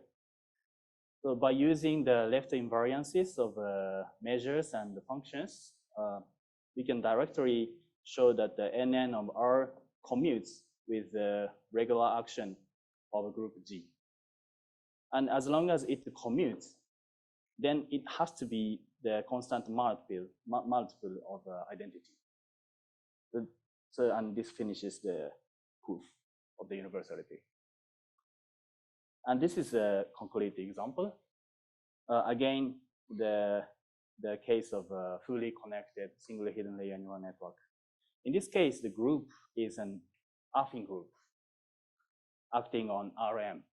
So the data space X is an RM, and the G action on RM is an ordinary action of a affine group. I mean, here X is data point, and L is any regular matrix, and plus D corresponds to any shift vector. So this is a regular action. This is a typical action of affine. And the non-trivial is here.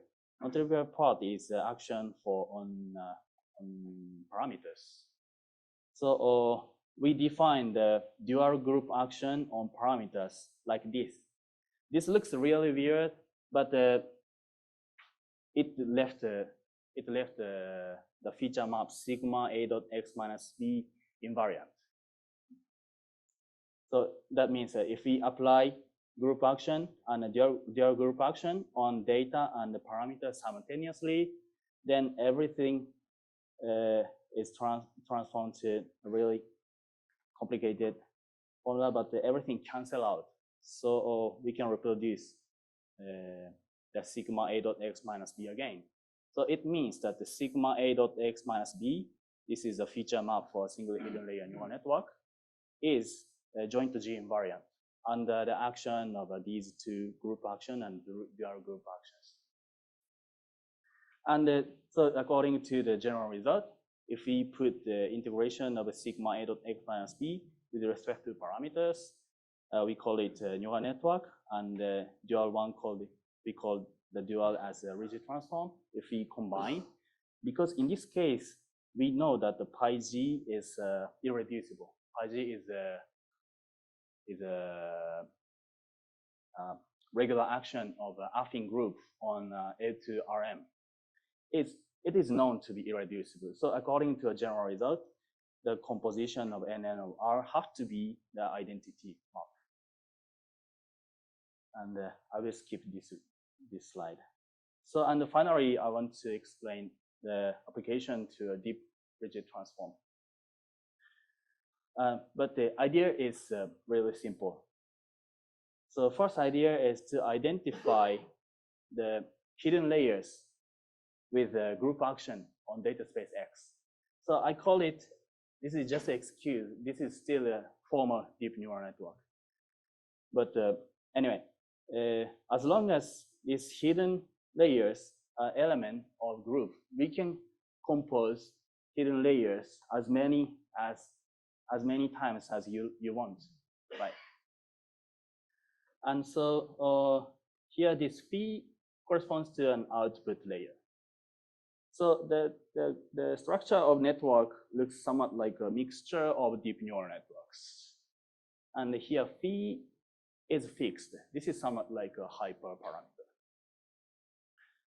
And so of course this single flat of phi of g is already a deep neural network. So theoretically we can invert this. Then we can obtain rigid transform for phi of g, but this is difficult. So our idea is to integrate all the possible choice of hidden layers by waiting on them. So this is the main reason, because we consider a mixture of deep neural networks.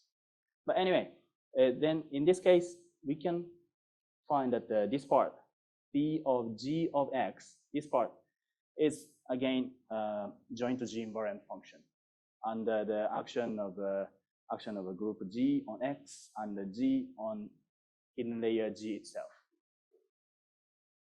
So according to a general result, by defining a rigid transform as a function product of fx to be approximated by neural network and the feature map, then if we substitute a rigid transform with the place of a weighting function, it reproduces the original function. So this is a deep version of a rigid transform. And in this case, we need to verify this phi g is irreducible or not, depending on the choice of group and the data space X and parameter space. But anyway, according to the general result, we can check that this is the rigid transform for deep neural network.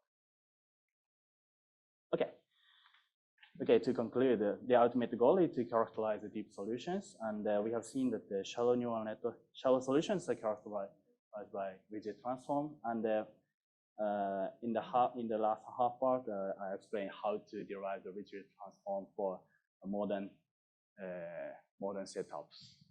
Okay, this is the end of the talk. Thank you for listening. Okay, thank you. Any questions or comments?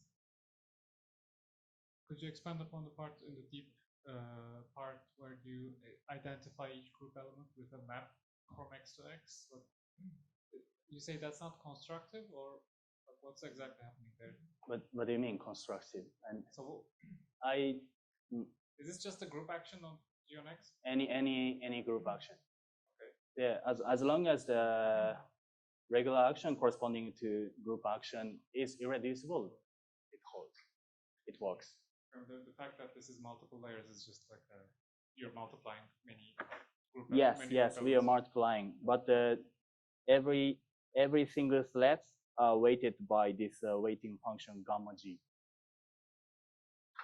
Because if we compose G and H, this is still an element of group G, so it is another single component K. So you may regard this as a shallow, yes. But we can additionally consider a decomposition of groups in some sense. G1, G2, blah blah to Gn. So this is the idea. So if some component K is chosen, and in addition we need to assume some canonical decomposition of a group, then we can decompose group element K into the product of K1 and K2 to Kn. Totally. Yeah. In addition, we need to find another canonical decomposition method. There are still. Any other question? Yeah, you said many times about Bayesian neural networks, so I got intrigued. I think maybe Thomas and Mehmet actually have done some work on Lie groups to parameterize posterior. So like in your case, instead of having, I don't know if it's gamma, but something else like C or something you had in the beginning, you can, now that you're parameterizing these by Lie groups, I see maybe there's a connection that. Yeah, I think so. If you, in particular, in Bayesian setup, this weighting function has to be positive, but there is a freedom of a choice of this psi, and as long as you can find a positive rigid transform, exactly. Yeah, maybe it will be equivalent to a Bayesian solution. Yeah, so like there's all this exponential family, I forgot the name, where you can generate them by doing the transformation models. Yeah, by Lie groups. And they're probably positive. So maybe really there's some, find the concrete examples. Good, thank you. Thank you very much. Oh, okay. What is the function phi? In the classic case. Yes, in the classic. So if I take psi to be real, so which kind of functions can you take for phi for the representation? I skipped this slide, but so there are many rows that is dual to a given sigma like ReLU, and but there is a canonical rigid function that corresponds to, for example, ReLU, and for ReLU case, computing a canonical one is a bit complicated. So there is no trivial function. That is the one that doesn't have any null element. I mean, so these two degenerate degenerate pattern of weight distribution parameters. But if we remove these null patterns, there is the only one sigma or rho for the sigma. And we can compute it, at least theoretically. Okay, yeah, thank you. Yeah. Okay, we are running out of time. Maybe okay. Actually, it's strange. It's more a curiosity. What happens if you have a multivariate function, especially if you have an autoencoder where you have the bottleneck? Yeah, we need to consider vector valued version. Definitely, it is future work. But because you can just consider each single output, but if you have a constraint on the hidden layer, a bottleneck would be interesting. Artificially, we can take a tensor product of a single scale output functions, but I want to find a more geometric understanding for vector valued rigid transform, but no idea currently. Okay, thank you. Okay, so let's thank the speaker again. Thank you for the introduction, and really happy to be here. Thank you for having me. So I'm Frank Wang. I'm from National Taiwan University, and currently I'm also on secondment from NTU to NVIDIA as a research director. So my research interests are computer vision, deep learning, and AI, obviously. Right. This is my photo with Jensen. He's at the Bay Area right now for the GTC. All right. Okay. So today, I would like to share about our research progresses on vision and language models. So it's more towards the application side, but still with some, hopefully, with still some technology insights and contributions for this vision language models. So for the first part of the talk, I know we are a little bit behind the schedule. I'll try to make our dinner on time. Okay, I know we need to take about 15 to 20-minute walk from RIKEN to the restaurant. All right. Okay, so for the first part of my talk, I would just briefly talk about currently what are like the challenges or the opportunities for large language models, especially for vision and language models. And for the second part of my talk, I will talk about two research work, if time permits. One is on image to text, that is image captioning. And the other one, still image to text, but we hope that the vision language models, these foundation models, can be more explainable. So the second one would be the vision language models with natural language explanation. So that is my goal here. Right, so I guess everybody here is familiar with generative AI, not just text. Now the generative AI models are able to generate different kinds of data modalities, text, vision, audio, speech, etc., even code. So different companies, including NVIDIA, are developing different foundation models for example, for text-to-image synthesis. All right, and if you are not a deep learning guy, probably not because this is a deep learning workshop. However, you probably know that we do have generative models before the era of deep learning, and they go like for NLP. The goal for the text generation is to simply to do the word prediction. And back to our early days, we do have recurrent neural nets enabling us to do so. We have LSTM, we have GRU, and obviously everybody here is familiar with transformer. It was proposed by a research team from Google.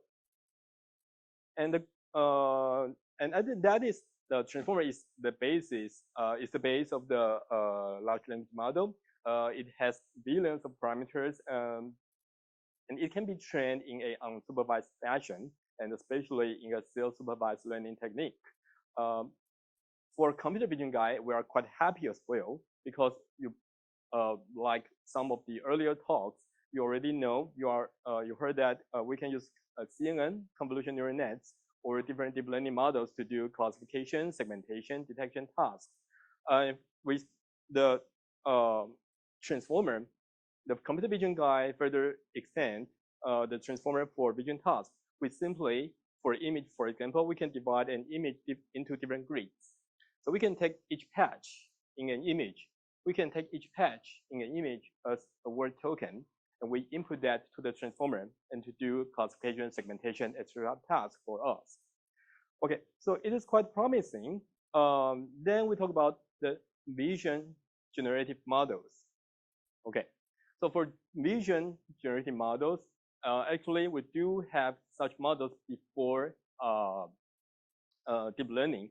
I'm sorry, I should say the diffusion model. Currently, almost all the image synthesis models are based on diffusion models. But before diffusion models, we do have AE, VAE, GAN models, such these different kinds of deep learning models. Okay, I should stay within the right. Okay, then what about the challenges? Because most of us are like the faculty members, researchers, students here. One thing I think is quite challenging for the research part is we know that when doing AI research, we try to publish our work to the top tier conferences, CVPR, iClear, those high quality research papers. However, publishing good papers doesn't really mean that your work is applicable for downstream real world tasks. Take computer vision, for example. If you are doing image denoising, super resolution, we typically look at like PSNR, SSIM, those kind, or even FID scores, those quantitative metrics to evaluate how good our method is, how good our models is in terms of synthesizing the output images. However, FID, PSNR, SSIM, those metrics are not necessarily corresponding to the user satisfactory, those metrics in real world. So that is a very challenging part, and that is actually still an open question, open challenge for people in industry. And the second one, I can show you an example here, is about semantics alignment. So now let me show you one example using vision generative model. So for example, we ask the Midjourney to synthesize a person, a girl playing clarinet. Well, this is the output image. Looks fine, right? However, let's try another example. This time, we ask the Midjourney to synthesize an image with a person playing drums, playing percussion items. This is how the output image looks like, okay? However, it might not be that surprising either, because you know that training deep learning models, it comes from the data you collected. And for people playing percussion items, those items are always in front of people, right? So the models would easily think those snare drums, those items are part of our clothes. So when synthesizing images like this, that is what you got. The resolution is quite promising. However, it doesn't make sense. Well, let's try the last example. This is the bass clarinet. This is not that usual. However, this is one type of clarinet covering the lower notes when playing the music. So let's try to ask Midjourney to output an image with people playing bass clarinet. This is what we got. So can you guess the reason? It's obvious, right? It is because of bass. Bass is also a type of fish.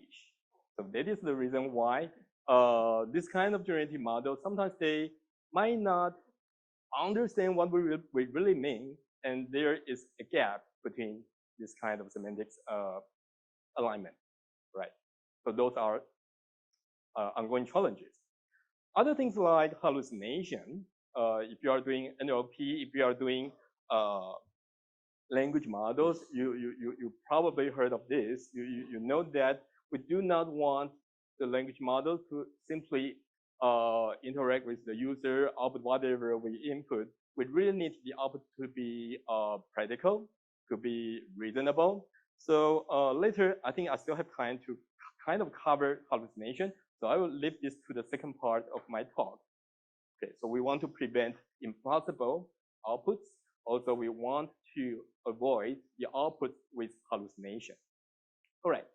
And other things are like we would like to accelerate our foundation models. People are working on pruning. We want to cut some like the neurons, the parameters in the transformer in their deep learning models. We want to do quantization. if you do not want to train a large language model from scratch, you can also do knowledge distillation. You can borrow some pre-trained language model as your teacher, and you can fine-tune your student model using your own domain knowledge and using the data from your own domain to fine-tune your teacher. So that is the way to do knowledge distillation. And other topics like neural architecture search or PFT, the parameter efficient fine-tuning, that is one of the hot topics recently. People would like to fine-tune their deep learning models without just using some amount of data and to alleviate possible overfitting problems. So that is also among the topics to accelerate the learning and inference of deep learning models. Okay, then people talk about multimodal language models like vision and language, vision, audio, language. This kind of multimodal foundation models are also well studied by different research institutes, different industry companies, etc. And that is the reason why I would like to bring our attention to vision and language model, because, well, obviously it takes images or videos for a computer vision person. And due to the interest of time, I will skip some introduction or related work. Right. And this is the final challenge, but not really the final, but the one of the challenges I would like to bring up, that is, critically, you need to care about what kind of data you are collecting to train your deep learning models. For example, for companies, we cannot use those publicly available images for training, and especially for images with IP issues. If you are working with Walt Disney, it is perfectly fine to output images associated with Marvels, right? But if you're working with different companies, your models are not supposed to do so. Otherwise, you will get sued. And you probably don't want your model to output images with particular identity. That might violate some privacy issues as well.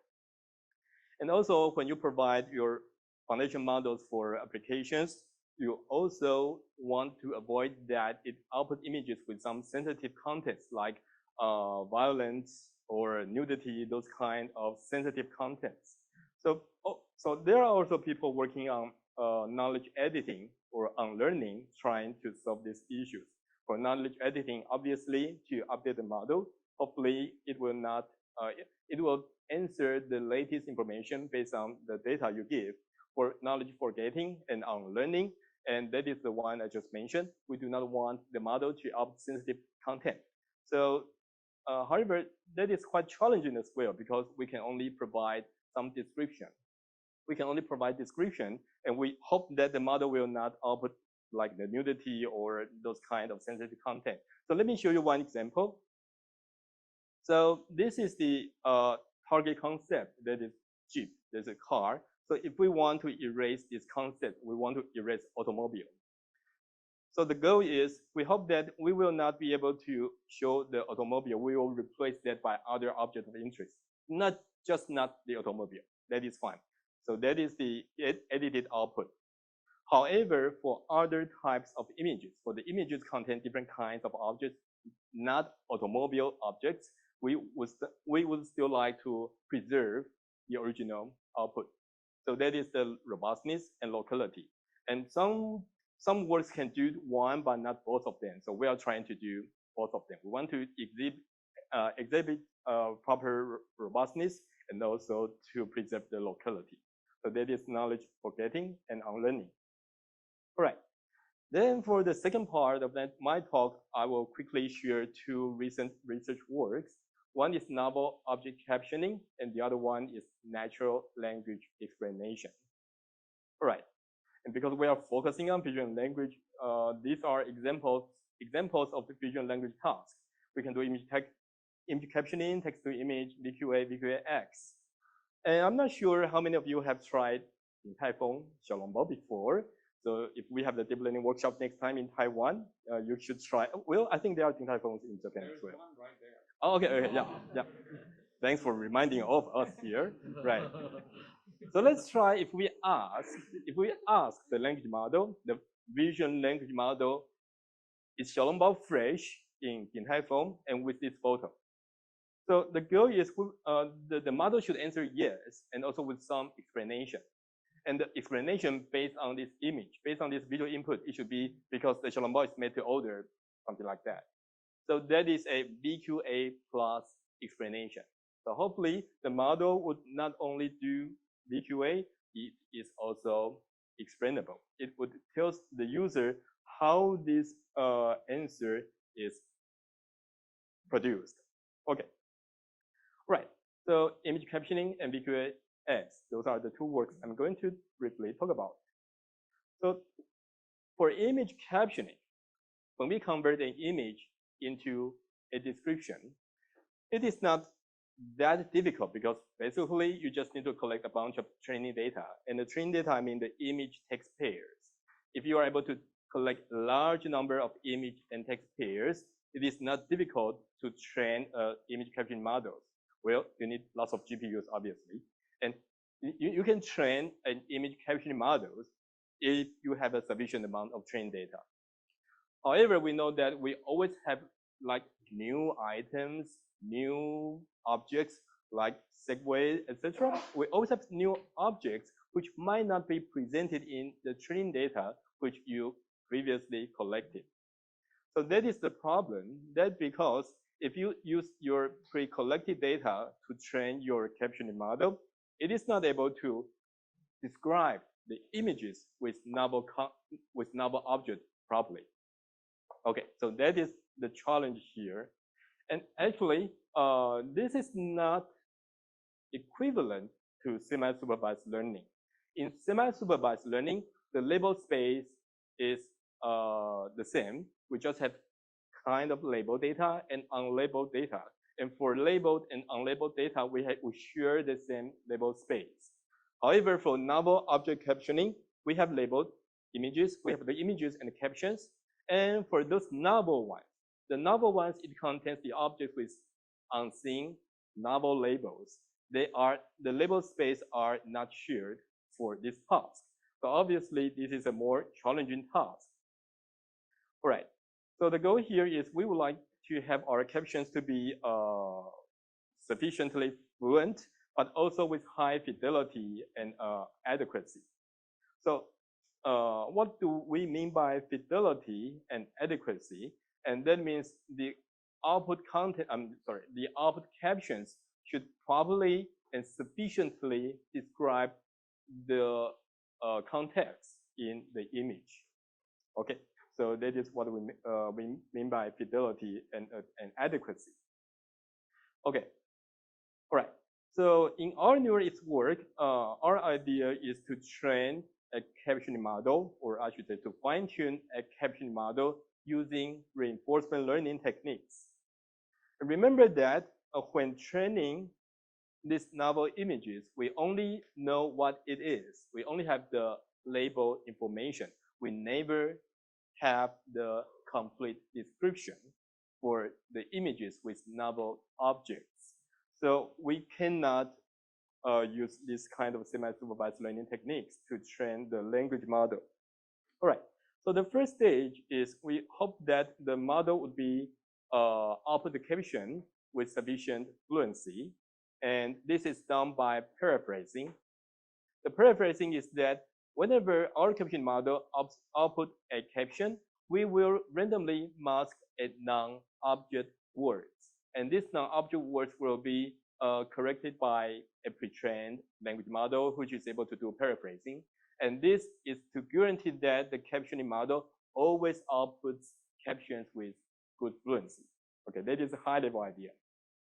What about the fidelity and adequacy? How do we make sure that the content is correct with previously pre-trained captioning model? In this time, we also do paraphrasing. However, we paraphrase the object words. We will paraphrase the object words, and that the object captions will be assessed, will be evaluated by pre-trained image and vision, image and text models, and like clip. Okay, so we can do this in a kind of unsupervised kind of reinforcement learning scheme, and we do not require an accurate. We never have the ground truth captions for these uncaptioned images. So that is one work. That is our work published in NeurIPS, right? And of course, we do some quantitative evaluation, make sure that for in-domain, near-domain, out-domain image data, we can do a good job in providing the description, right? And for the second one, and that is the one it's going to publish 2 months later at iClear, and that is the natural language explanation for BQA. Okay, so let's take a look at this example. So remember that for the example I gave earlier, we hope that when we input an image with a question, the model would not just output the answer correctly, it will also output the explanation. So this BQA plus explanation. There are some existing works. However, some of them, they still require a fully supervised setting. They have image and question as the inputs. They have the answer and the explanation as the outputs supervision. In that case, it is not surprising at all, and they still train the model in a fully supervised fashion. So it doesn't really help the explanation for the entire inference process. Okay, so now coming back to the 2 challenges I kind of mentioned earlier. When we do BQA, there are 2 potential problems. One is implausibility, and the other one is hallucination. What do we mean by these 2 challenges? For example, we see this image and we ask, what is the weather like? Well, the first one we answer is sunny, which is fine, but the explanation is because there is a tower. Okay? Well, there's nothing wrong with the grammar. It looks perfectly fine, but this explanation does not have anything to do with the question, right? So that is an implausible explanation. Well, in the other case is, well, the answer is still sunny, but the explanation is, well, because the sun is big. It sounds reasonable. However, in this image, we actually do not see the sun in the image. So this is the problem of hallucination. Okay, so we would like to have the models to avoid the implausible and hallucinated outputs. So that is our goal here. All right, and some of you are, if you are familiar with NLP, you might have heard of chain of thoughts. Okay, however, this is not equivalent to chain of thoughts. Chain of thoughts is if you have a pre-trained language model, if you want to have more text prompts as a proper cues to enable more reasonable or the output to be with higher accuracy, you provide a reasoning process as your additional text prompt as the input to the language model. That is the idea of chain of thoughts. However, here we are not providing the chain of thought as the input. We need the model to provide a proper rationale. So actually, here we need to train, we are training a rationale generator. With the image question as the input, hopefully we will provide a proper rationale. With this rationale, together with the vision and question as the input, we will be able to match the answer and explanation. But now the challenging part is you might ask, well, for the rationale, we don't have the ground truth. The only thing we observe is BQ, A, and E during training. So the challenges here, the main contribution here is how can we design a learning scheme so that our rationale generator is guaranteed to be sufficiently descriptive, informative, so that it would guide the learning of the reasoning module. So we have 2 stages. One is to ensure the output to be plausible, to fit the question. And the other stage is to ensure the model to be faithful, to avoid the hallucinated output, to avoid that the output does not really consider the visual input. And of course, there are some details. And again, due to the interest of time, and because this is also a published work as well, please feel free to refer to our iClear paper. All right, you might be hungry. So this is to conclude. Oh, I'm sorry, one more example before we go to dinner. All right. So let me show you one example. We're in Japan here. So luckily my student picked this image as an example. So we have this image and we ask, is this image taken in an Asian country? And the answer should be yes. And the ground truth is because there is an Asian language, there's Japanese used as a text font in public, okay? So let's see, these are two other SOTA methods. These two methods, they are able to say yes. However, their explanation, they just said because there is a train on the tracks, there is a train in the station. This explanation sounds okay, but this does not really answer the question. So these blue ones, they are implausible explanation. Okay, so using our strategy after the training, our model is say yes, and because there is and the rationale is there is Asian writing on the train. And that is how we come up with the BQA plus explanation. All right, so sorry for rushing for my talk. We quickly go through some opportunity challenges for language model, especially for visual language model. And for the second part, we talk about two works. One is to enable the language model to describe the images with novel concept.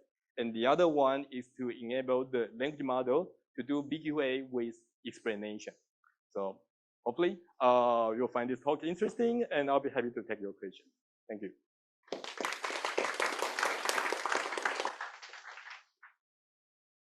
Time for question and comments. Not sure if this is really related to your method, but in general for multimodal LLMs, multimodal models, or let's say vision language, right? When you put them together, do new issues arise? Like if you say bottle in text, it's just bottle. But when you look at the bottle, it's many bottles, right? Are there any this kind of issues that some parts are difficult to put together? Okay. Yeah, so that is the challenge when we extend the pure language model to multimodal language models.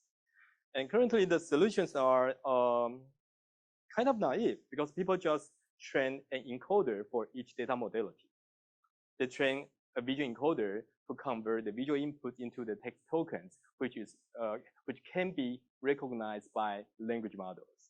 So people just assume that the language models, because they have lots of text information embedded in the language model, it has the knowledge, it has the rationality, it has those domain knowledge. So the only thing most people are focusing on is to train different encoders so that they can bring data from different modalities into the same latent space.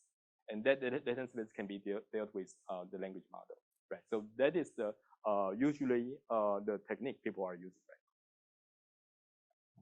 And you think it's enough? You said naive, so. Okay, so the possibility, like one of the possibilities, we need to further extend the language model as well, because the language model is learned from pure language. It doesn't really consider these different kinds of modality as well. So one possible direction is we can, some people are trying this as well. We can use PFT. We can also fine tune the language model. When we update those visual different encoders, we also fine tune the language model, but we don't want to entirely fine tune the model because we might have like overfitting problems as well. So we need to do parameter efficient fine tuning, PFT. And in that case, we can bring different modalities together and avoid possible overfitting problems. So this is one possible direction. So the related question. So the pair that sample of a text and image is rare compared to text alone or image alone.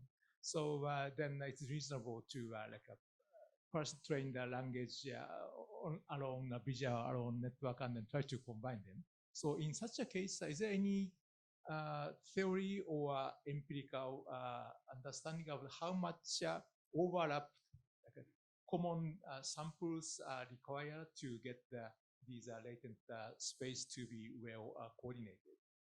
Okay. I do not have a quick answer to that. I think one thing is, like I just mentioned, it is possible to use a pre-trained language model and train additional encoders, try to bring together to reduce the gap between different modalities. And the other thing is, and we also need to avoid the overfitting problem. We can apply PFT. And another thing is, I think people are widely using pre-trained image text models like CLIP or BLIP. CLIP, CLIP, is developed by OpenAI, and BLIP, BLIP, is developed by Salesforce. And basically, they are trying to, they simply collect a large amount of image and text pairs, and they simply train the visual and text encoders by constructive learning. Right. So if it is a possible pair, they bring the latent vectors together or closer to each other, otherwise push them away. And BLIP, there's a further extension, because if we do CLIP, it is also we also learn that in a global way. We don't have those fine-grained information. So this is why people move to the direction looking at how can we train these different encoders, and at the same time, we can not only do global constructive learning, we also want to bring in local attention. We also want to learn fine-grained information. Yeah, in that case, we can also fine-tune those pre-trained models for multimodal data. Okay. Any other questions?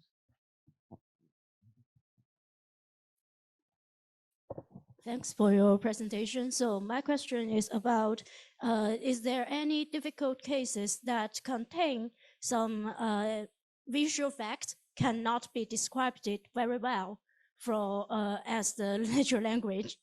Yeah, because right now, maybe as your example, sometimes the fact is quite, it can be just simply describe it in one sentence, or you the explanation is quite easy to be understand. But in the real situation, for example, like some medical image or more difficult knowledge fact, it's hard to get the knowledge from the language models. So the explanation will be always wrong or hallucination. So have you ever met these cases in your paper right now? Yeah, exactly. And that is, yeah, this is a good an exciting direction. And actually, that is the direction people are looking right now, including my students. And like you said, for some concept, for some visual concept, it is easily described by description, like automobile, those physical objects. However, for some abstract concept, it is hard even to describe in words. And other examples are like logos.